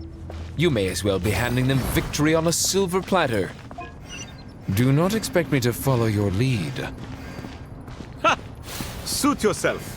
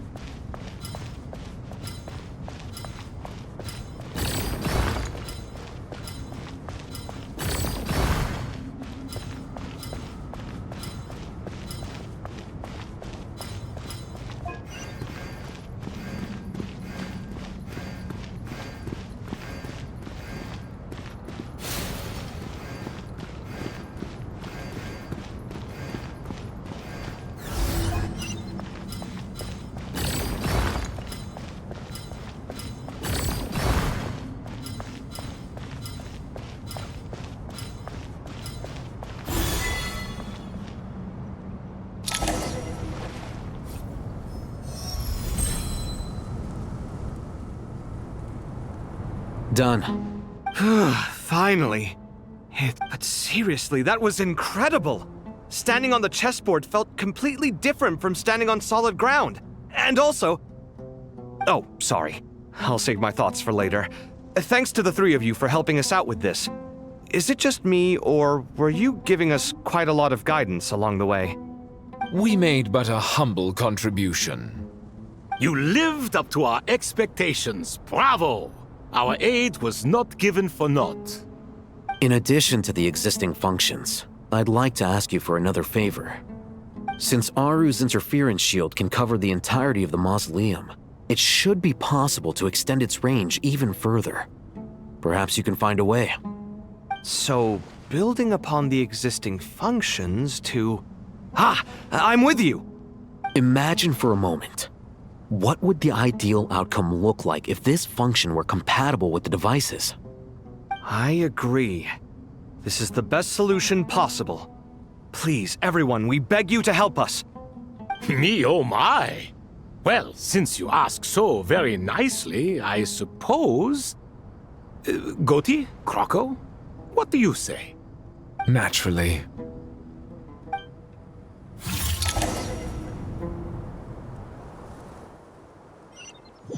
Time to go! Let's go find Nahida!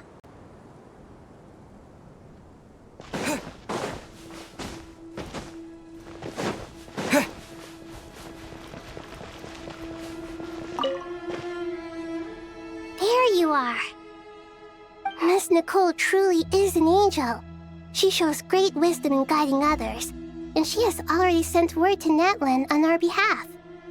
She said that while the other members of the Hexen Circle are busy with important work, she is quite free, and she is more than willing to accompany the people of Sumeru for the entire journey.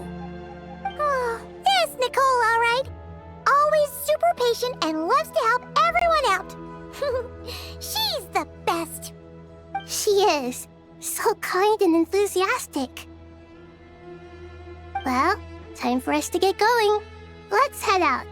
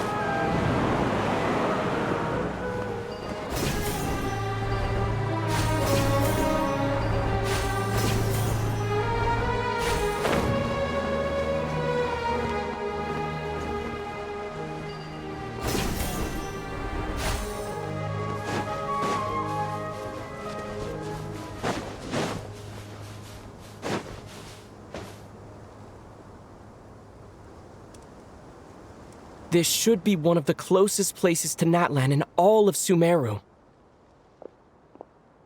There's the barrier Nicole and Nefer mentioned. It completely cuts this nation off from the others. But why? Why separate you from the rest of the world now? And if I'm not mistaken, Irminsul was polluted once before, was...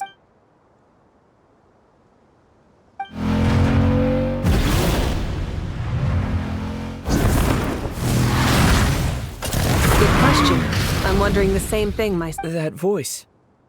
Mawika! You got here pretty quickly. Hello, traveler. It's been a while. Hello there. Hello, Dendro Archon.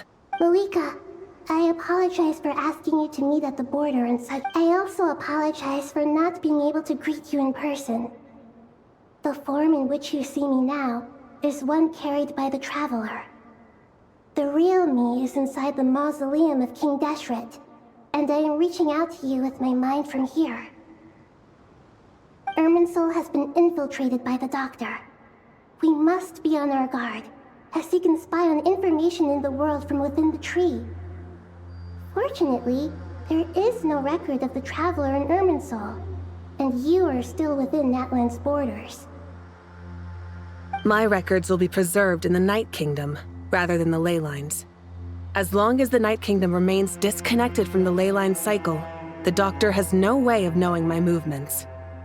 Exactly. So by meeting each other in this way, the meeting essentially never happened. No wonder Paimon didn't come. You were concerned that her activity would be recorded by Irminsul. The Natlanese have heard about the situation in Sumeru. With the borders sealed off, merchants have been forced to stop their shipments. It's pretty serious, and you're the ones bearing the brunt of it. I'd like to address the question you raised at the beginning. I can offer a brief explanation, although it will sound rather cruel. I don't reach this conclusion gladly, but Irminsul predates the heavenly principles. It existed long ago, when the dragons of Natlan were at the height of their power. So even when the people of Sumeru became ill because of pollution, it was not a critical issue from the perspective of Irminsul itself. As long as it continues to function normally, the barrier will not be activated. But this time, the Doctor's invasion has directly affected the tree. That is what caused the barrier to deploy. The heavenly principles established a rule that when Irminsul is plunged into grave danger, a portion of power will be reserved to isolate Sumeru. That way, even if Sumeru is destroyed, the outside world at least has some time to catch its breath.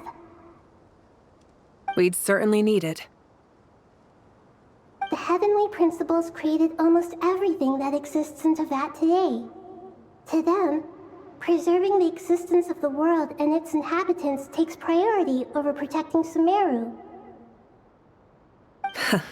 Meaning, protecting Sumeru now falls to you. Yes. My own power may be limited, especially compared to yours.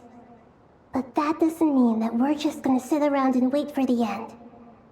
If necessary, I will utilize any and every means at my disposal. Nicole of the Hexen Circle didn't say exactly what this meeting was about. But after hearing everything you've said so far, I think I can guess where this is going. That's right. Nahida and I discussed it at length. We both know how presumptuous this is, but... You need the Pyronosis, don't you? Yes, you guessed correctly. Originally, I only intended to borrow it, but the situation is far graver than I foresaw. So instead, what I ask of you is to please give the Pyronosis to Sumeru. Why do you sound so nervous? There's no need to be shy. Surely a gnosis is pretty important to a god. I guess, but it's not as if losing it would suddenly render us powerless. But I'm sure you don't need me to tell you that. With all the nations you've traveled to, and all the gods you've met, you must have realized that by now. As far as I'm concerned, a gnosis is basically an elemental energy enhancer. But I don't usually use it. You know me. I like to think I'm pretty strong without it. Yeah, not about to dispute that. So you see, you don't need to sweat it. Here, take the Pyronosis. Huh? Just like that? Uh-huh, just like that. To tell the truth, I've always toyed with the idea of giving it to someone who needs it more than I do. I know you accompanied Nahida here to try and increase the chance of success. It's a good thing you did, because your involvement is one of the main reasons you've managed to persuade me. Are you sure about this? Handing over your gnosis just because of me? I won't try to quantify it, but trust me. Handing over the gnosis to Tumaini is far from the craziest idea I could think of. Besides, even if you hadn't come here personally, I think I still would have agreed to Nahida's request. Irminsul doesn't just affect Sumeru. It impacts all of Teyvat. I know all too well how difficult it can be to protect the things you care about. So logically, morally, or however you want to cut it, helping you is the right thing to do. You don't need to tell me the specifics of your plan. Where the gnosis is involved, the tighter the secrecy, the higher your chances of success. Malika. My heartfelt thanks go to you and the people of Naplan. Don't mention it. But now for the hard part. How do I actually give it to you? The Irminsul barrier is right in the way. I have an idea.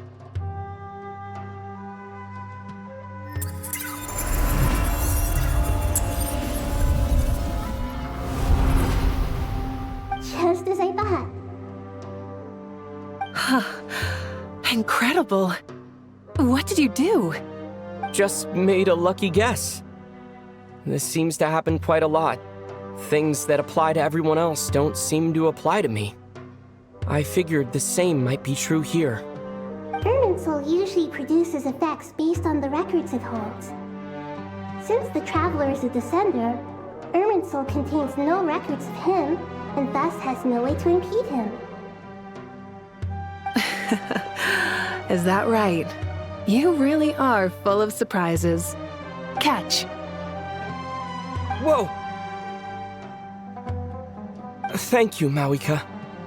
Thank you for trusting us with something so important. All right. No need to get so formal. It's not like we're strangers. Besides, there's still one problem. You might be able to pass through the barrier, but I don't know about the Gnosis. Any other surprises for us, Traveler? Let me try something. I have the Pyronosis in my hand. It feels strangely ordinary. Not particularly heavy, and yet, this tiny thing symbolizes the mighty authority of a god. I need to think hard about my memories of Pyro. My memories of journeying through Natlan. All those important experiences I've had. The Gnosis disappeared. Traveler, are you alright? I'm fine. The Pyronosis disappeared into my body. Just like phlogiston. Maybe it resonates with you because you've mastered the power of phlogiston. You might not be recorded in the ley lines, but you're still our Tumaini. Whew.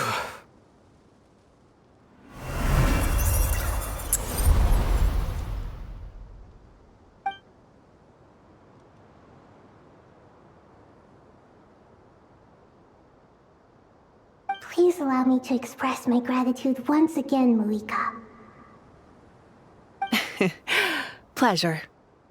Well, I've given you all the help I can. The rest is up to you. Good luck. We won't let you down. Yeah. We aren't about to lose.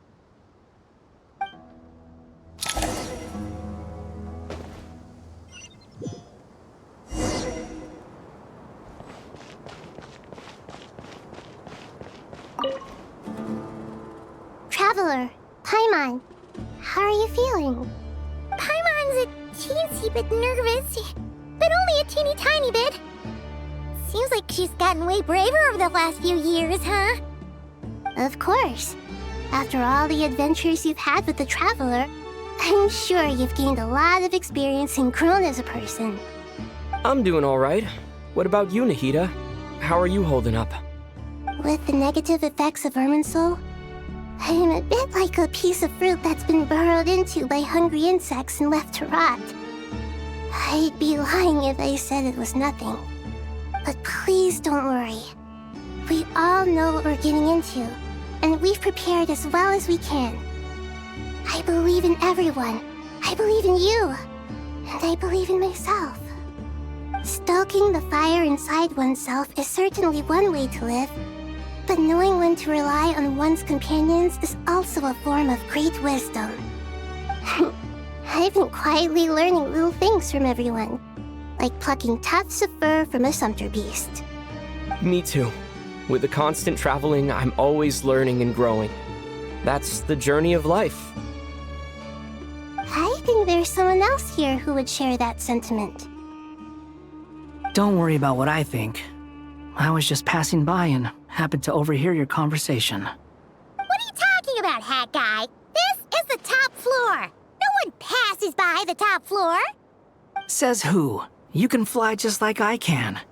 I would have thought it makes sense to you of all people. I don't know why, but I feel a little more relaxed now.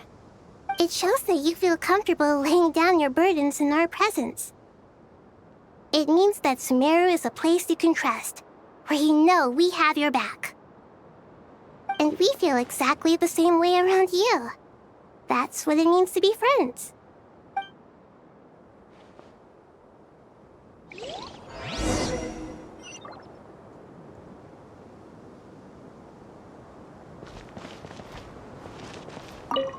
Feel free to mingle if you'd like some time to catch up with people.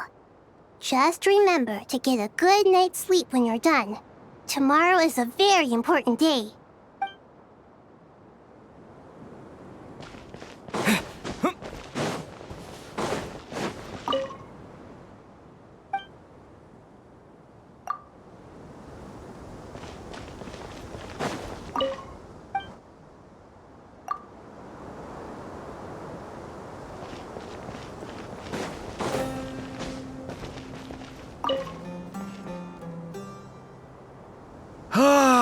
It's finally done.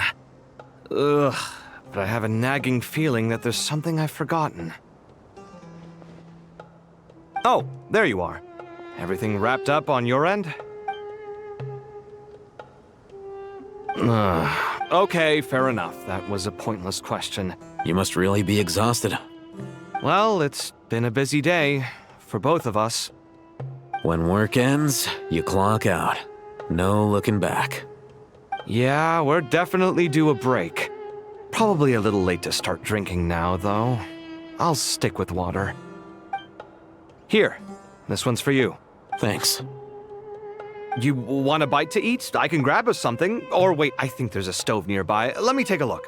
Are you nervous? A little, yeah. Unlike you, it seems. How are you not feeling at all nervous?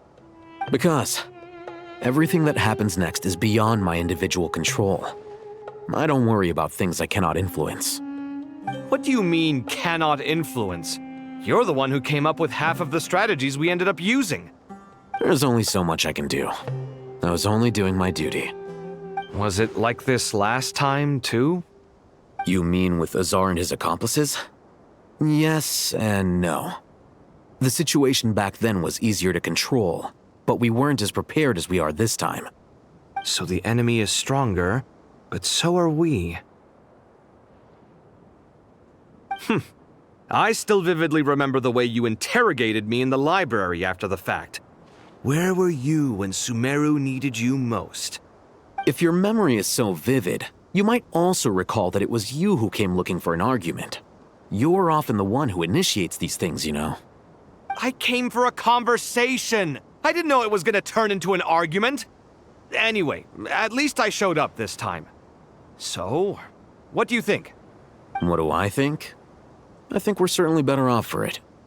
It's good having me around to help out, huh? Absolutely. As a citizen of Sumeru, you displayed a remarkable sense of responsibility in the face of disaster. Certainly feels that way.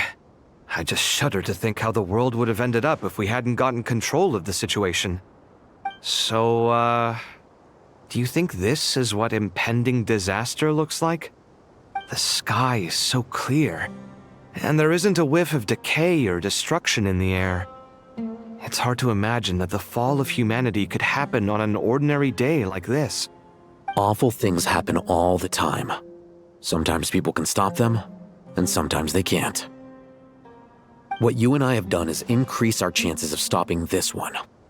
Lofty ideals may provide no defense at all against nihilism, but perhaps little decisions can. Oh, nothing. It's nothing. I hope everything works out tomorrow. It will. As long as we stick to the plan, our chances of success are good. It's really strange. You're my junior, yet you always seem to act more like an upperclassman than I do. I think it's mostly a matter of temperament. Ugh. Walked right into that one, didn't I?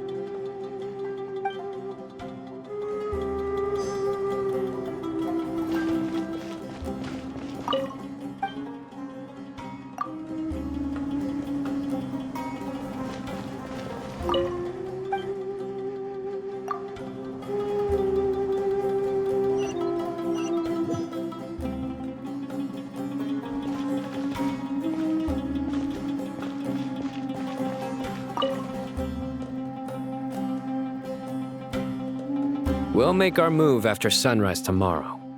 Good. Is everything ready? As much as possible. That'll be enough.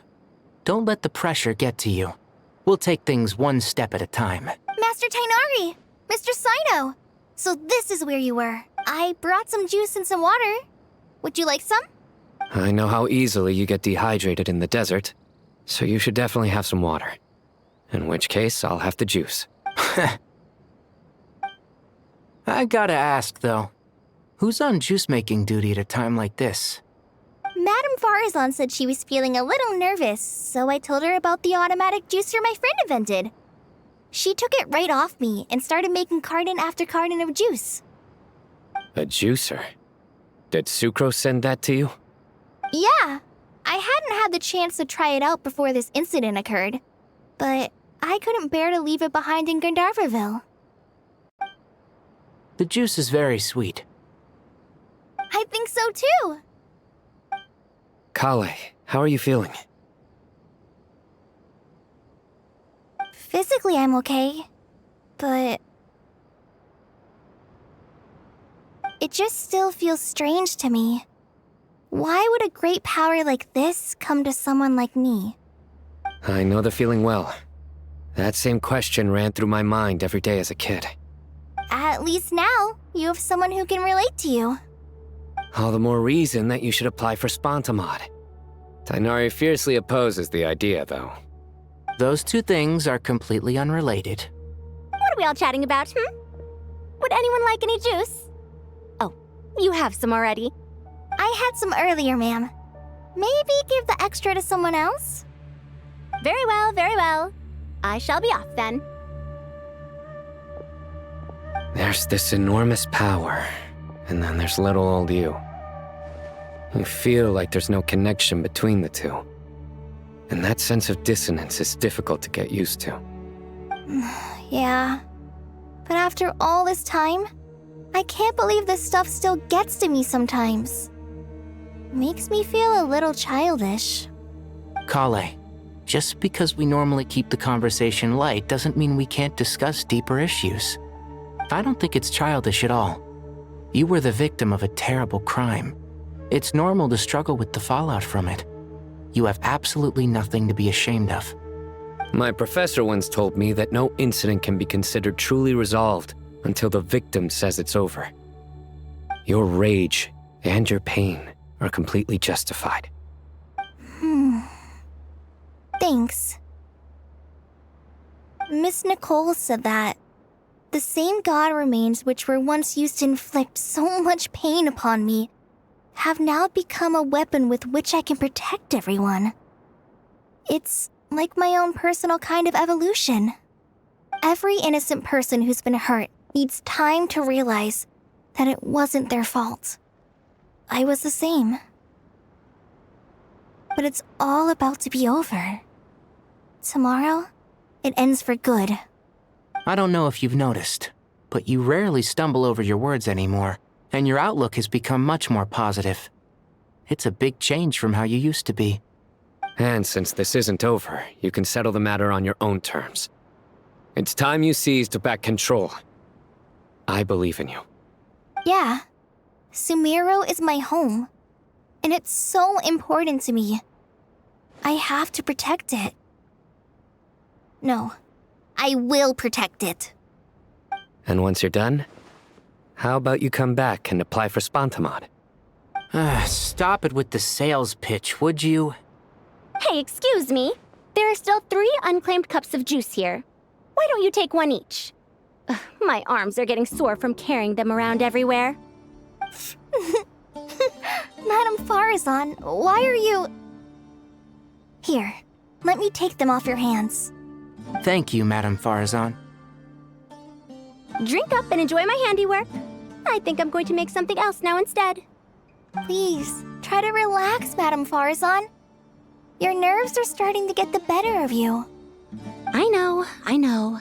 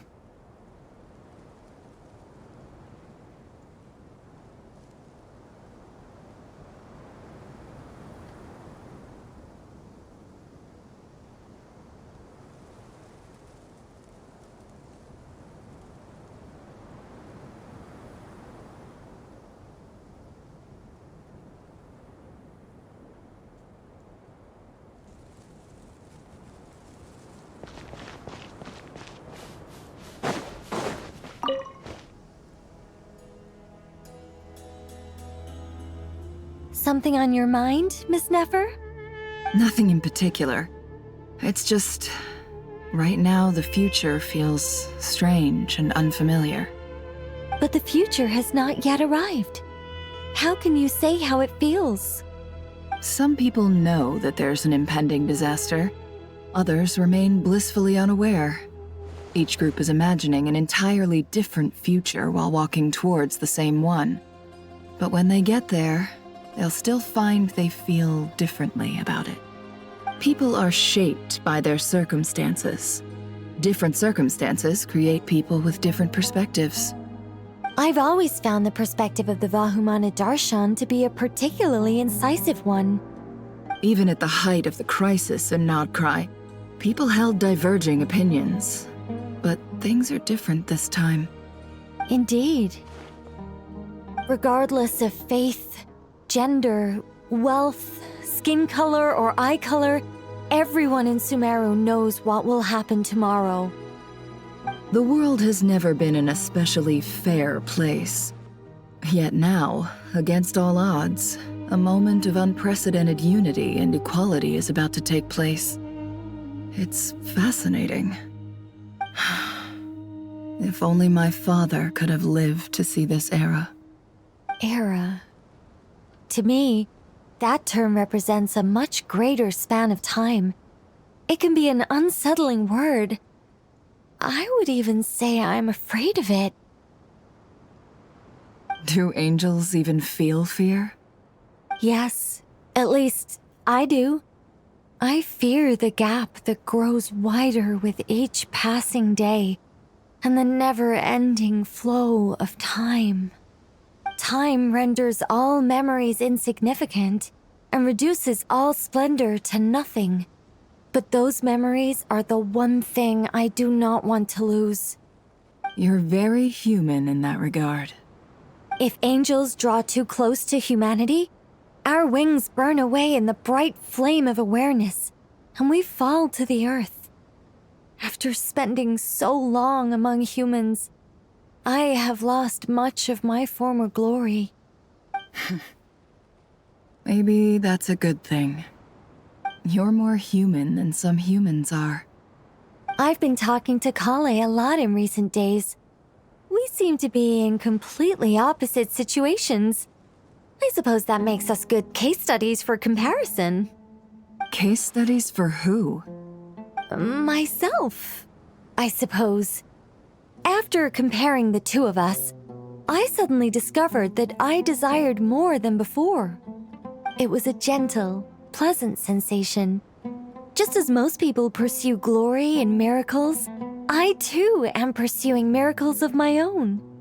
Guiding humans to make the miracles in their hearts a reality. That is my miracle. It doesn't sound so bad, does it?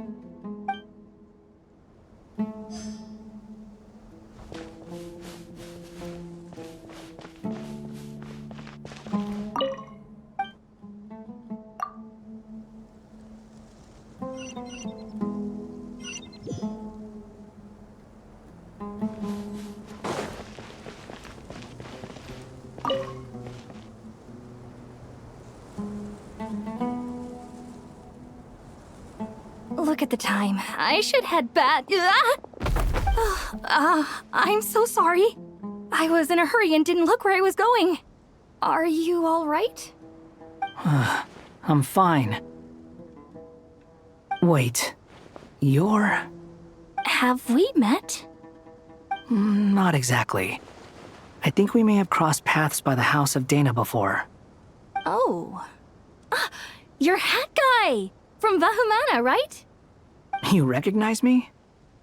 The clue's in the name, Mr. Hat Guy. Fair point. It's getting pretty late. What's keeping you up? I could ask you the same question. If I'm not mistaken, all the workload for the Ratawa Histarshan wrapped up a good while ago. Well, I have something of a background in Satyavada life, so I was helping the Dendro Archon make some preparations. But I must have lost track of time. Did you find the experience enlightening at all? Honestly, it was tedious and uneventful at first. But eventually, I think I did sense some profound truths. But they also brought a lot of suffering with them. I was told that I even shed tears while I was meditating, though I have no idea why. Sorry. I hope I'm not scaring you. Not at all. It just proves you're very accomplished in your research. Good night. I wish you all the best for tomorrow. Thank you, sir. You too.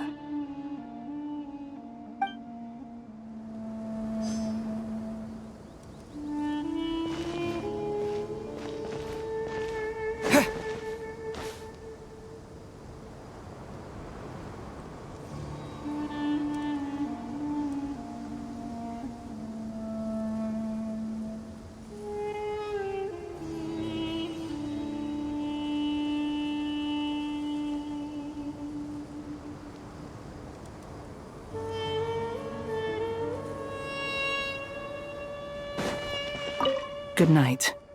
I wish you all the best for tomorrow. Thank you, sir.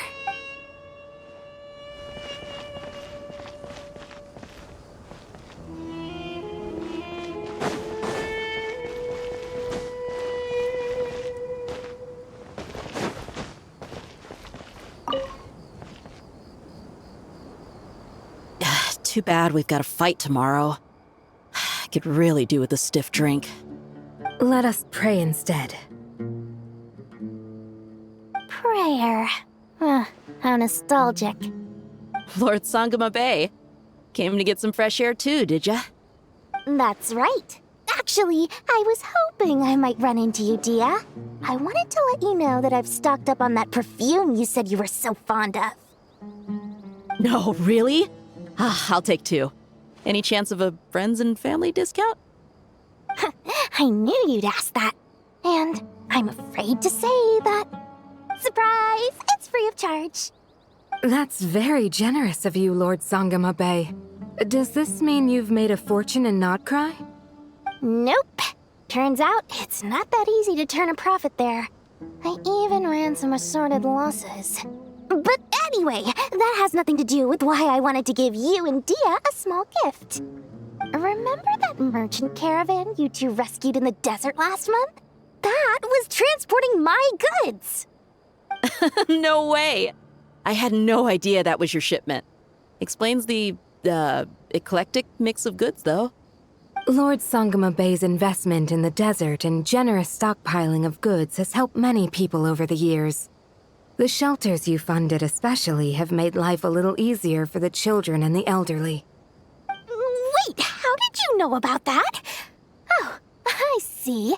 Nefer told you, didn't she? That pesky lady. Aren't intel brokers at least supposed to charge for divulging people's secrets? She and Candace go way back. It's normal for close friends to share things you wouldn't tell to everyone else. Sure, but why did they have to be things about me? That's how Nefer shows that she cares. She wishes for all of us to know what a generous person you truly are. It must be hard trying to make a living far away from home. Just because we can tell what kind of person you are doesn't mean everyone else can. Well, maybe her intentions were partly good, but I don't think that's the full story. I'm sure she enjoyed knowing how much it would annoy me. I'm telling you, Nefer's got a mean streak. Definitely with you on that. Does praying help you stay calm? Defending one's home is a just cause. My heart is filled with a mix of anger and hope. Anger. You know, being able to get angry is a good thing. It shows that you're in touch with the real world, and that you have the passion to pursue something you believe in. My lady? What are you doing out here? Just taking a walk to clear my head. And look where I ended up. Were you praying just now? Yes, Miss Dunyarzad. Would you like to join us?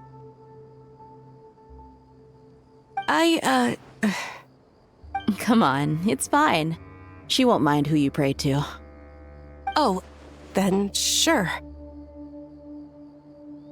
I remember you, Miss Dunyarzad. You visited my shop before. If I recall correctly, the god you worship is the Dendro Archon, correct? That's right. She is such a gentle and kind god. But to me, she's more than just a god I worship. I see her more as a friend. And so do many others. She's not some almighty god who reigns on high, but a genuine friend. Agreed. She's a wise teacher and a good friend. I spoke with several people during the evacuation. Everyone's aware that tomorrow's battle is one that ordinary people can join too. A battle to fight for our friends and our homeland. Oh, it makes me glad. I can finally do something for those who protected me. You've grown so much since we first met. Oh, a compliment? Ooh, more please. Thank you. My lady, you've always been a remarkably strong and ambitious person. It's indisputable. And that's not just a compliment. It's a statement of fact. What are you praying for? Our beliefs may not be entirely the same, but we both wish for the same thing. I pray that everyone will rise to the challenges ahead and return safe and sound. I pray for the safe return of all my companions.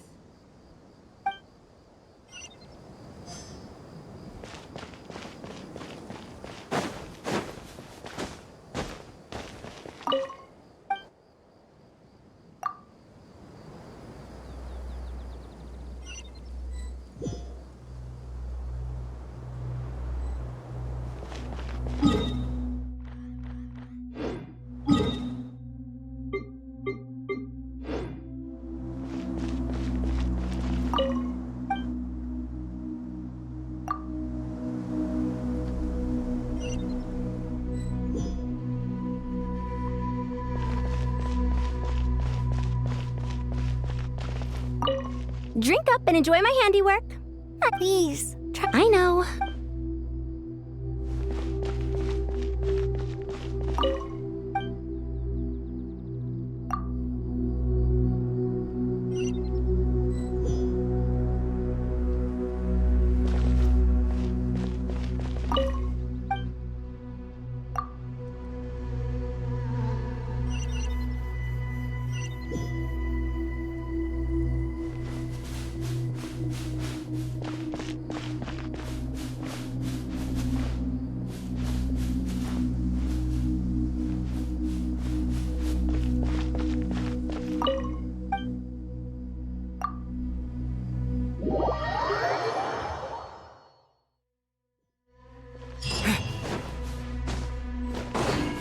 Time to go!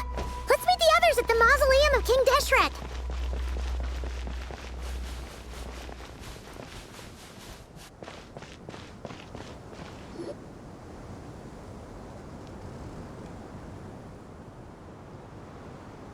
I have not felt this way in a long time. Standing up high, gazing out at the rolling dunes.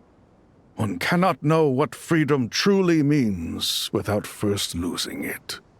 The golden slumber truly lives up to its name as a dreamland. Though desert sands exist there too, no mirage, no matter how glorious, can compare to true beauty. Dendro Archon, what is on your mind? I was wondering whose counsel I should seek on the questions in my heart. What kind of questions? So many. More than can be put into words. As I once said to a friend, we look, we see, and we comprehend. But the question still troubles us. What are the many disasters that this world faces but the sum of all irresolvable questions? The biggest question you should be asking is how to seize victory. Yes. Although, I would express it differently. I must not fail. And so the question I am most curious about now is whether the path to victory will be an arduous one. What we declare to be a young sapling, we may, in fact, find to be a towering tree, if we would only cast aside our ignorance and look beyond the veil of time to see her true form. Nahida! We're here! Just in time. My preparations are almost complete. Ready when you are. We're here too. Miss Nicole! Miss Nicole! You run so fast! I thought I'd get a lot of exercise as a forest ranger, but I can barely keep up with you. Sorry, I got a little carried away. Lesser Lord Kusanali, the equipment is ready, and the modifications to Aru are all complete. As discussed during our meeting, Accessing Irminsul via the Akasha is no longer feasible at this stage. There are other options, it's just they're a little more extreme and more technologically demanding to implement. Maybe you should take it from here. The architecture and functionality of the Akasha terminals overlap considerably with Aru. There is reasonable evidence to suggest that one was developed based on the other, or that they both utilize technology of the same origin.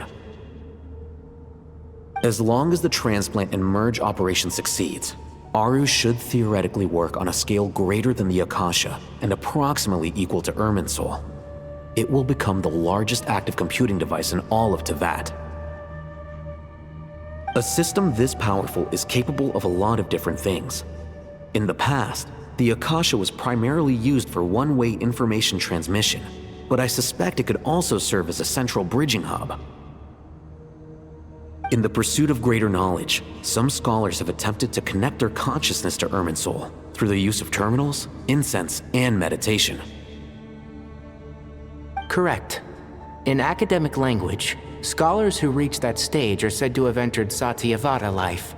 Hypatia has performed this practice many times in the past, and she was once under my care for a period of time. Right. And this at least proves that there is a zone within Irminsul that can be connected to. That's right. Providing wisdom to the people is one of the very reasons for Irminsul's existence.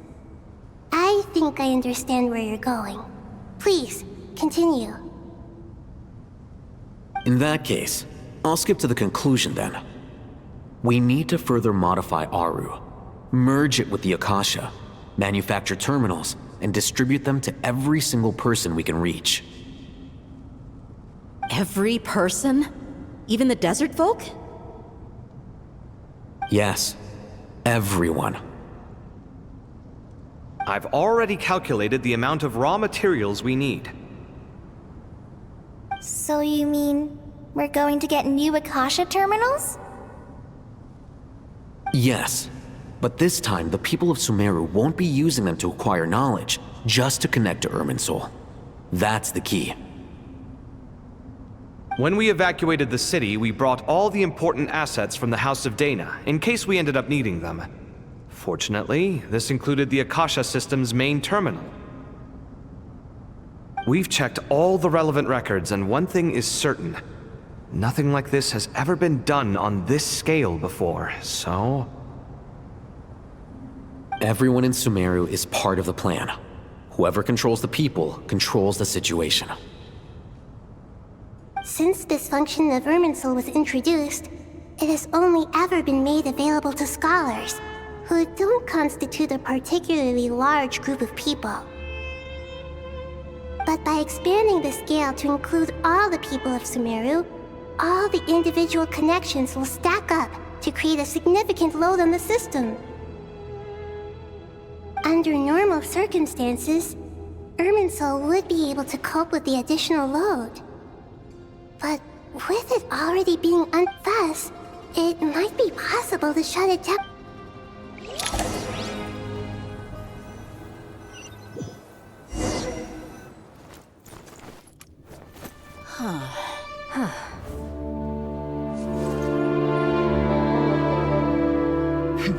Counting down. 3, 2, 1. Are you ready? Ready!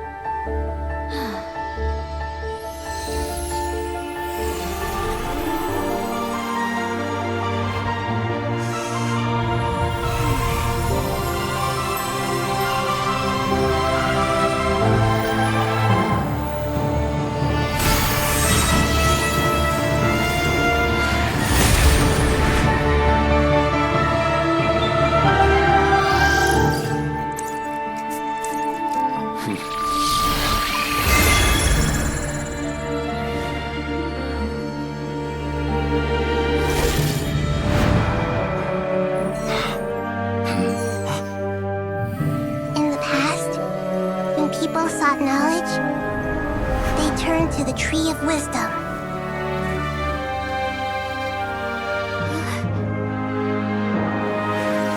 Today, we use it to save Sumeru and the whole world.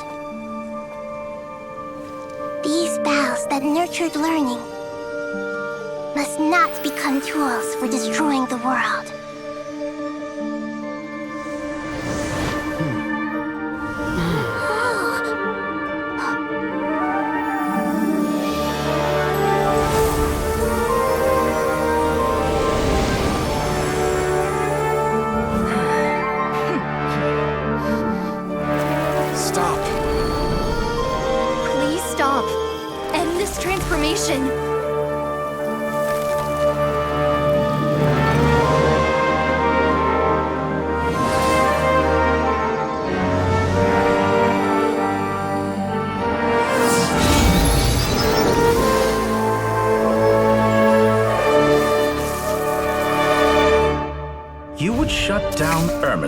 Just to stop me? You fools.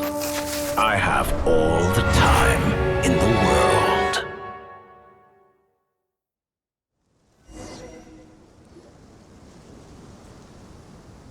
Success! The evil Irminsul tree has stopped growing!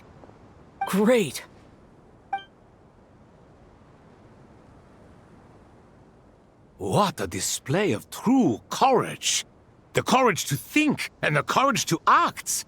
I never thought I would witness the shutdown of Irminsul with my own eyes. Perhaps this is human wisdom in action? Indeed, only humans could do such a thing. Gods are few and far between.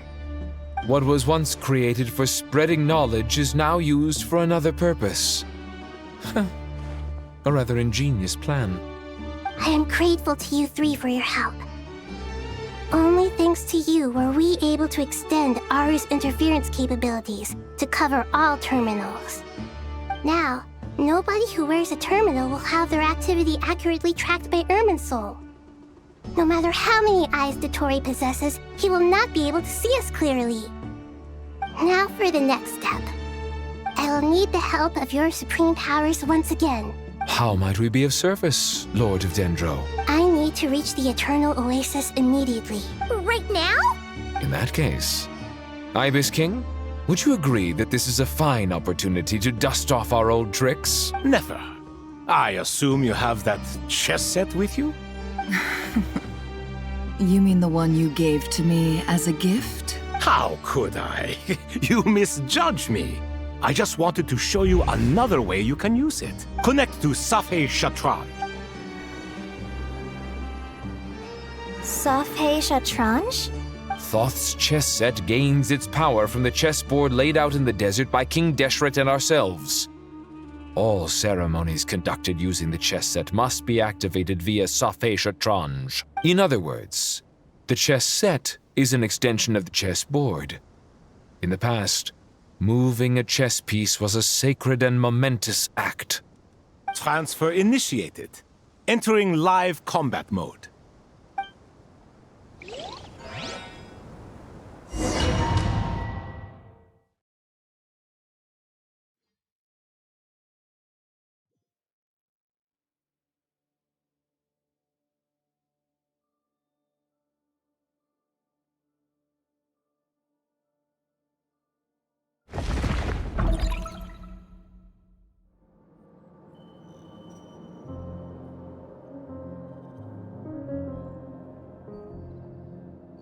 We haven't heard a single word from our spy in the desert. I'm afraid he might have been captured. Never mind. But we spent years turning him. And a lot of Mora. Nothing comes for free in this world, but the loss is not without its purpose. For a small price, we have wasted a precious amount of the limited time they have. Quite a bargain, if you ask me.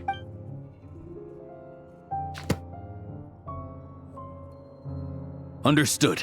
Weighing profit against loss is a necessary part of life. But to tell the truth, I have been operating at a loss since this all began. Since many centuries ago, in fact. For instance, why would a banker act as the executor of a will? If you hadn't deposited your personal belongings at Northland Bank, I would have no reason to be here right now.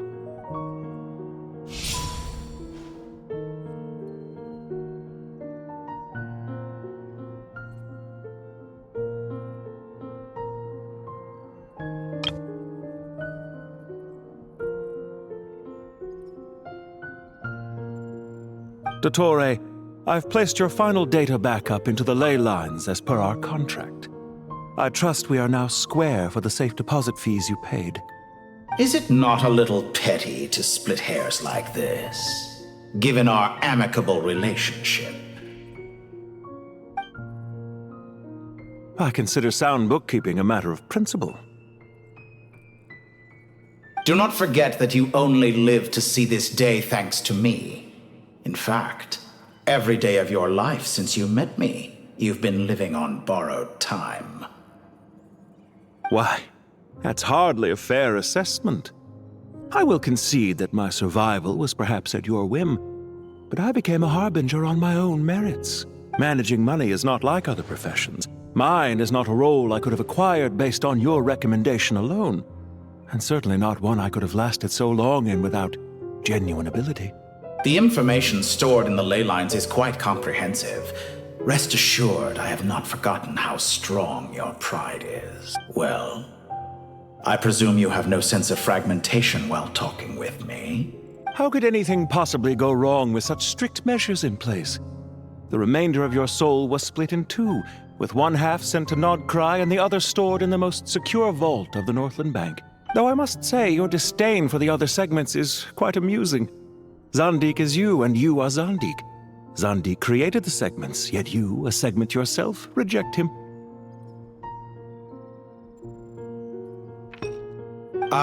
That is, Zandik, created segments of various ages in his later years. To achieve this, he had to freeze time and part with a portion of his soul.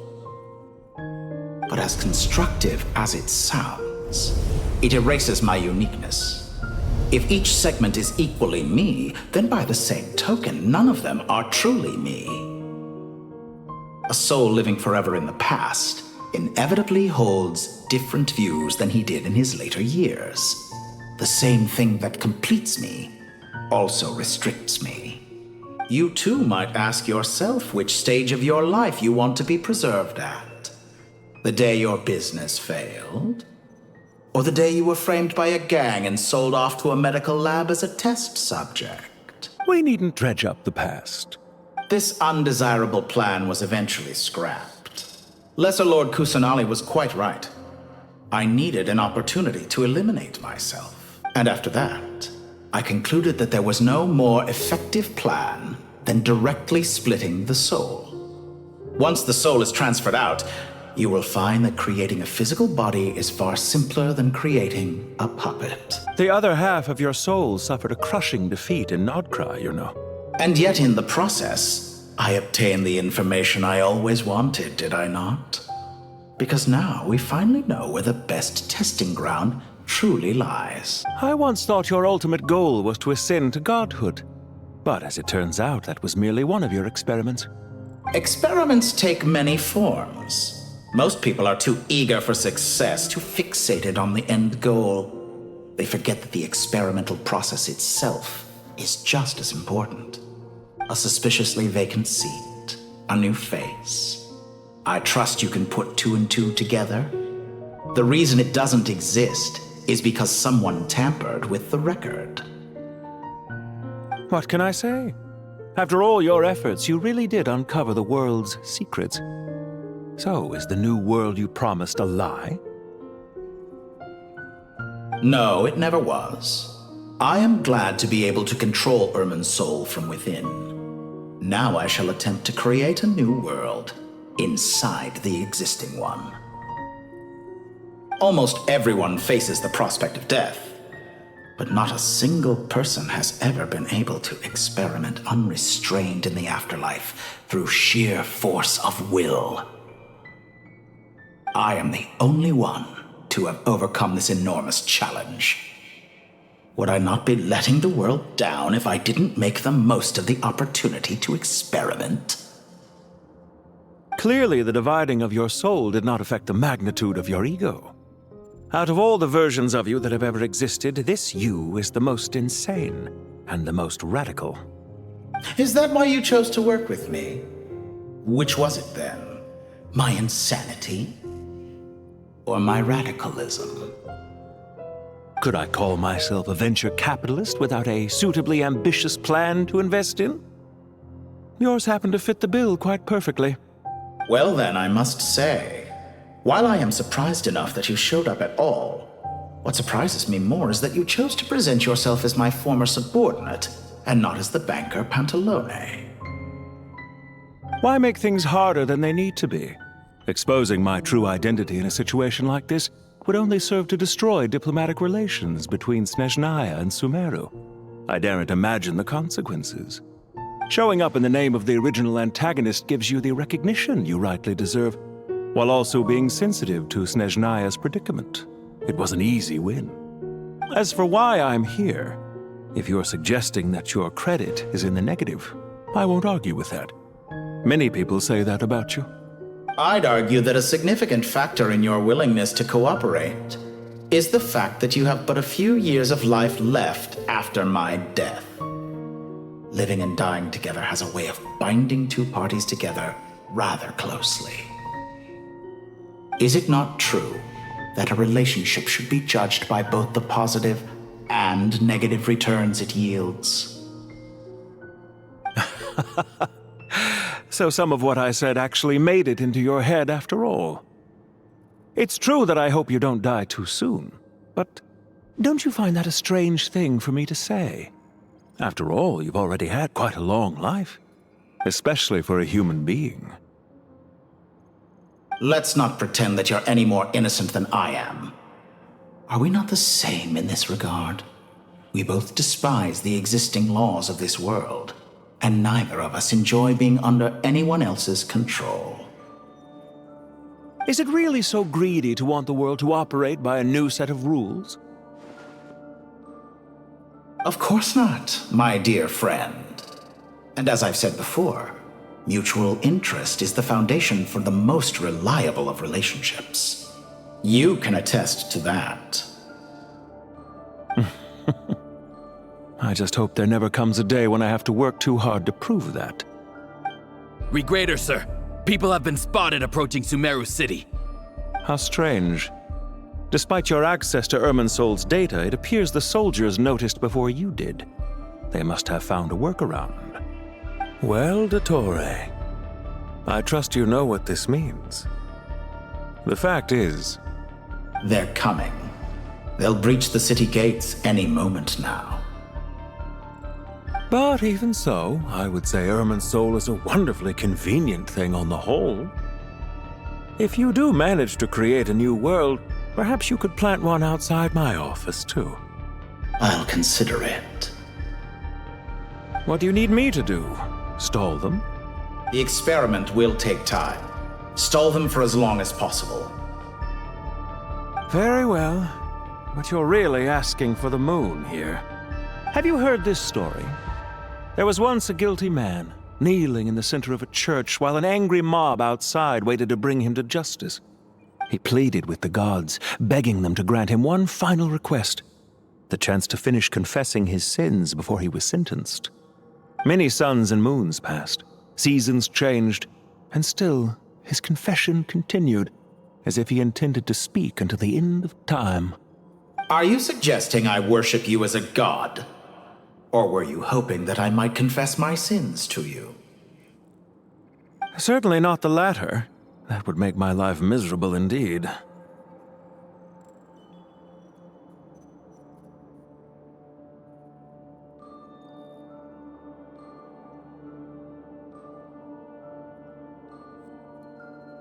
For someone who despises them so, you never seem to have any objections to me creating or becoming one. At first, I thought you'd be furious. Concerned I would terminate our partnership, were you? Not at all. You had reasons why our partnership must continue. Don't you find people's attitudes toward gods amusing? A god descends from the heavens and people worship it unreservedly, blindly following whatever rules are given to them. And yet, when they see an ordinary person gain godlike levels of power by virtue of their own hard work, they treat him with nothing but suspicion, even if he is a compatriot. Is that supposed to be a compliment? No. I was just thinking. I pity the man who would call you a compatriot. There's no need to be so self-critical. I know it's a little late in the day to be asking this, but how have you been keeping? I'm flattered that you would take the time out of your busy schedule to consider my well-being, Doctor. The part of your soul that went to Nodcry caused quite a stir, sending our organization back to the drawing board on numerous fronts. Dear me, I must have caused you no end of trouble. You certainly did. I had the rare honor of being summoned before the Tsaritsa with Pulcinella to answer for myself. A terrifying ordeal. Don't worry, I pulled through. At most, it's a public relations nightmare. I made sure of that. Now I'm curious. How did you explain yourself? Oh, it was quite simple. I just pinned the blame on someone who wasn't there to defend himself. I could hardly be expected to defy the demands of someone as insistent as the Second Harbinger, now could I? How you slander me. You know full well that I am perfectly amenable to reason. There's no question that you are partly to blame for the ruin of my reputation over the years. Do you have anything lined up for when this is all over? Hard to say. Field work always takes quite a toll on me, as you know. Once I'm back at Snezhnaya, I'll start with a well-earned cigarette. Why are you so eager to ruin your lungs after I went to the trouble of replacing them for you? If you have an issue with it, feel free to try to stop me. What's on your mind? The limits of humanity. It's a pity. Despite running countless calculations, I find there is simply no way to reduce any further the amount of one's soul required to sustain an individual. It's rare to hear you admit to being unable to achieve something. I beg to differ. For instance, as I've told you before, the original me was prone to motion sickness and couldn't... Ah, yes, of course. One of the reasons you often sent yourself out on errands. What are you thinking about now? A new experiment. In the event that my soul was depleted, say we extracted my data from someone else's memories, yours for instance, and then combined it with your intact soul as the base material. What? Such a scenario would be impossible. Oh? As long as your current soul survives, there will be no need to create a new individual. Don't forget, and if you ceased to exist, who would be capable of performing this experiment? Since the day I met you, you've always excelled at talking your way out of a quandary. Isn't it a little too early to be saying goodbye? Not that I wish to keep you from your business, of course. Very well. Let's leave the conversation there for now.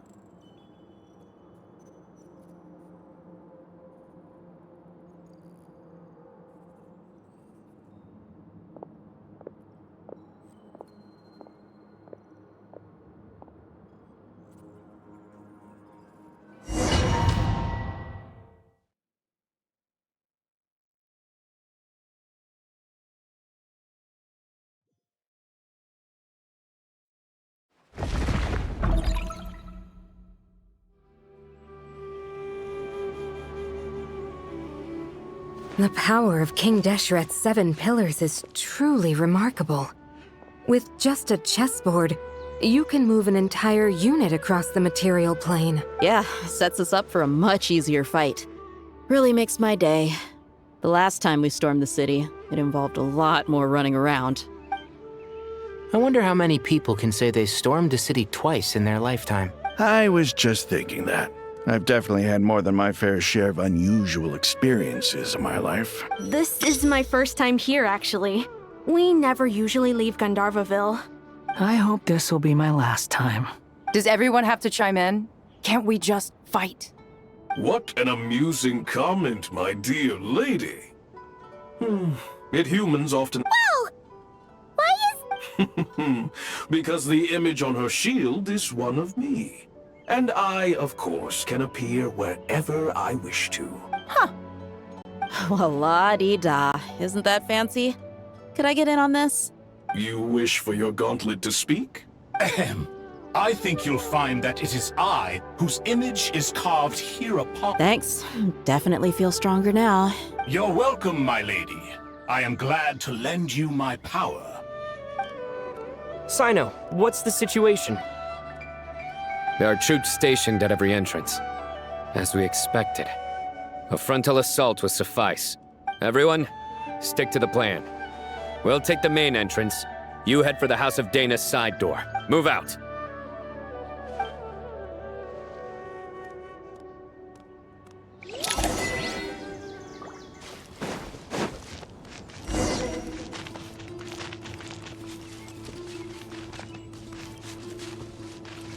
Out of my way!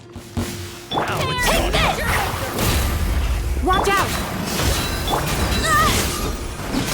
Get lost! Whew. Thank you, Jet. You gotta be more careful. If you're not ready to put your life on the line, you can't be certain of defeating your opponent. She's right. Keep your wits about you, Rana.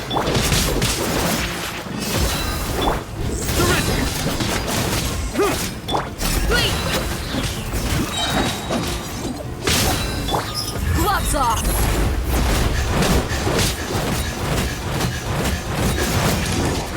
Can't run from death. Take them out and secure the harbor. Reinforcements will arrive by water. Consider it done. Show no mercy.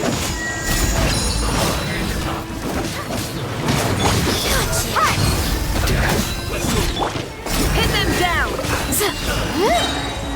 Her magic power flows through me! You need to hurry up! This one. Do your work!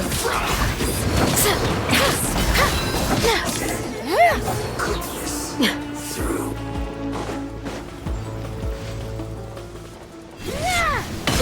Pay your dues. Change of plan.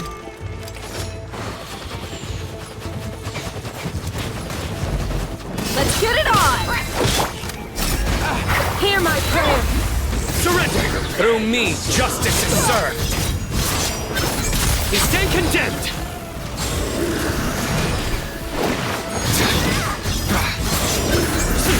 Guilty! You stay condemned! Can't run from death. Here! Buckle up! I surrender. Use of force authorized. You asked for it! Resistance is futile. Save yourself. Do it. I lost!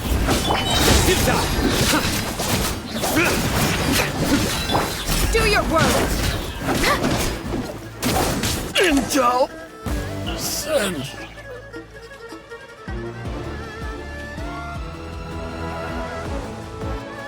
Waterway secured. Brothers! Sisters! Perfect. Just in time. Welcome. Once we've linked up, we'll continue. The team has arrived at the north entrance, as planned. Good. Press on.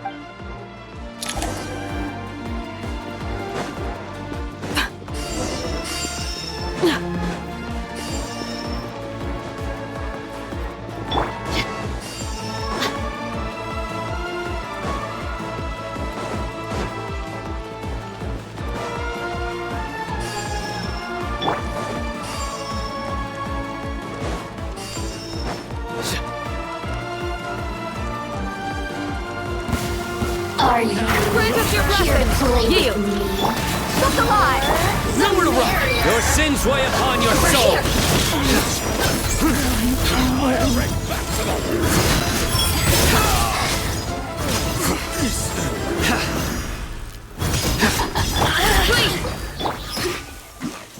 Hey! Blink! Buckle up! Hey! Do your work! Surrender! Look at me. Hear my prayer! Yield! Gloves off!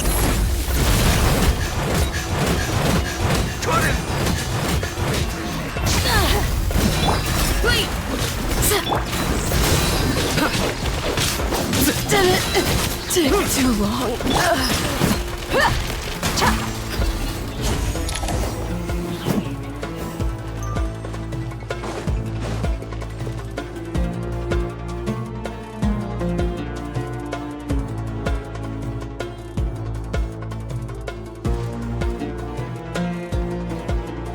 Look out! Finally. We need to hurry. Take the middle road now. Mahamacha Sino, area clear. Don't relax just yet. More Fatui approaching from the right.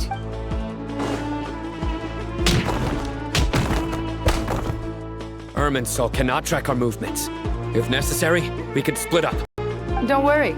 We'll wipe them all out. As you can see, our people came raring to go. Good, good. How are things with the Traveler? Don't underestimate Tainari just because he's a forest watcher. All right. You know that's not what I meant.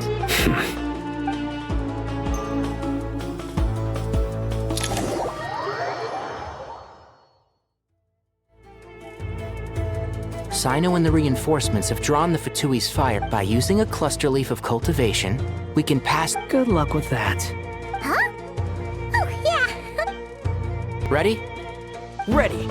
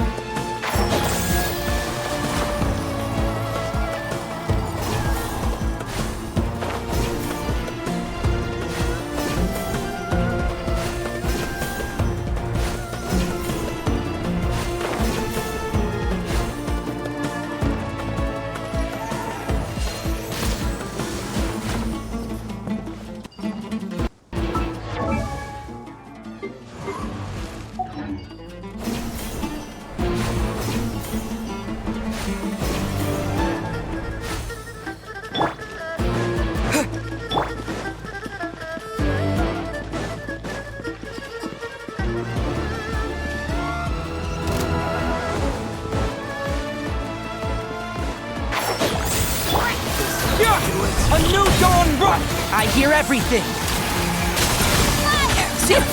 Time to big one!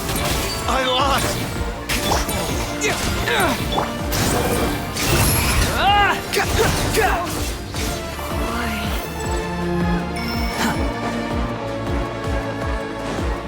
Quit following me. Behold!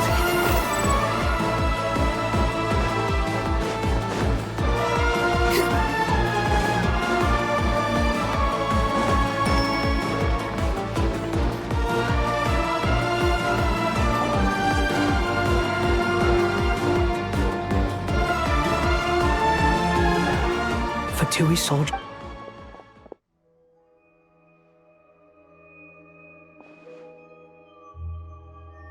Careful. Prepare for battle. Hey! There's people over there. You have some nerve showing your faces here in the center of Sumeru City.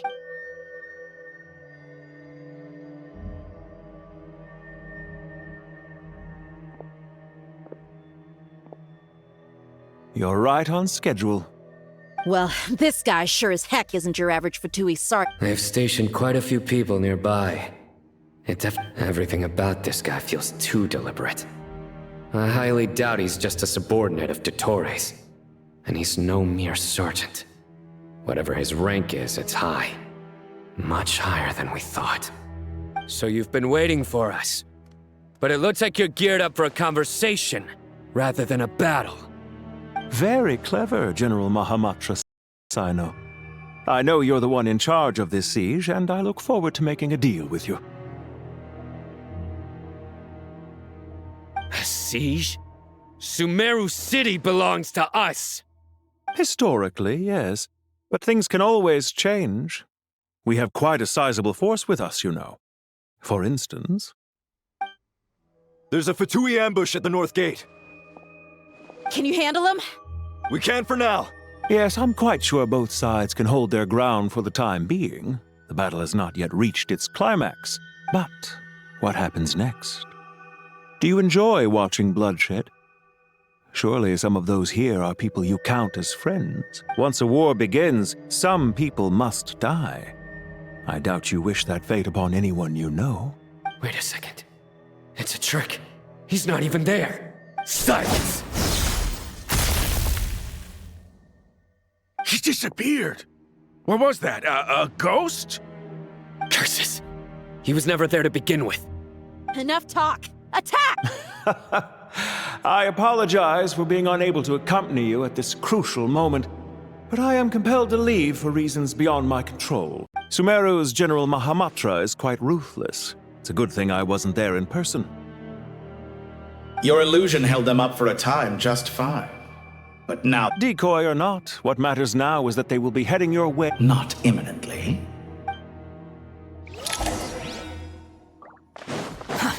Wind rises.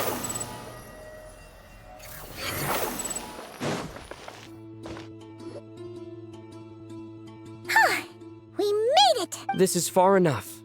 Tainari, you go help Sino. Don't— Are you sure you don't need me to stand guard? No need. Once the connection is established, we'll disappear from the sanctuary of Surasthana. Go help the others. All right. Goodbye for now, then. Please tread carefully.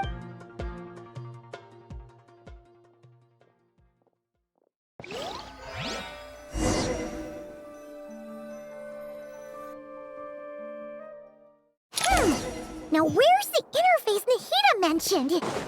Come on! Where's it hiding? Found it. We can connect to the inside of Irminsul through the Sanctuary of Surasthana's built-in security. You should be pretty familiar with the process. Is it the same route as last time? For the most part. We don't need to adjust any of the parameters. Then I should be fine. And Paimon? Wait! The stakes are way higher this time, right? Huh? Why are you staring at me? It's nothing. Hey, you've grown quite a lot yourself. Don't you two start getting into it again. Well, anyway, Paimon thinks she's pretty knowledgeable. If we say Alhatham's not a weirdo, it's hard to explain how he came up with the idea of you applying to the academia. But for all that he counts, you're doing surprisingly well in your studies. Just goes to show how important it is to have someone supporting you. And That's fair. I have learned a lot in Sumeru. Oh yeah. Did you ever come up with that ugly nickname you promised me? what? No way! We're friends now! Paimon gave up on giving you one ages ago. Anyway, isn't Hat Guy enough of a nickname for you? Fine. Suit yourself. We need to go. Paimon, if you're staying, look after yourself. Will do. Paimon's gonna link up with Tainari and Sino. You guys are the ones who need to be careful. We will be.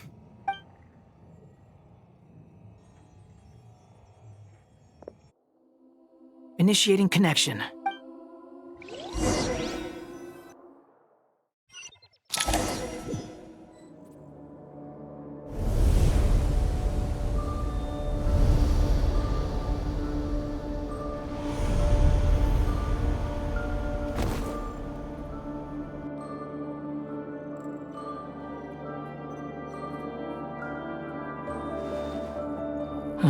Well, here we are again. Come to think of it, I still don't even know where we're going.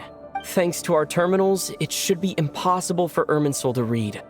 I can— Don't tell me. Only you need to know. That way, whatever happens to me next, it won't affect your progress. Listen to me. Your safety is just as important as mine. Don't even think about sacrificing yourself for the greater good. All right, if you insist. I won't argue.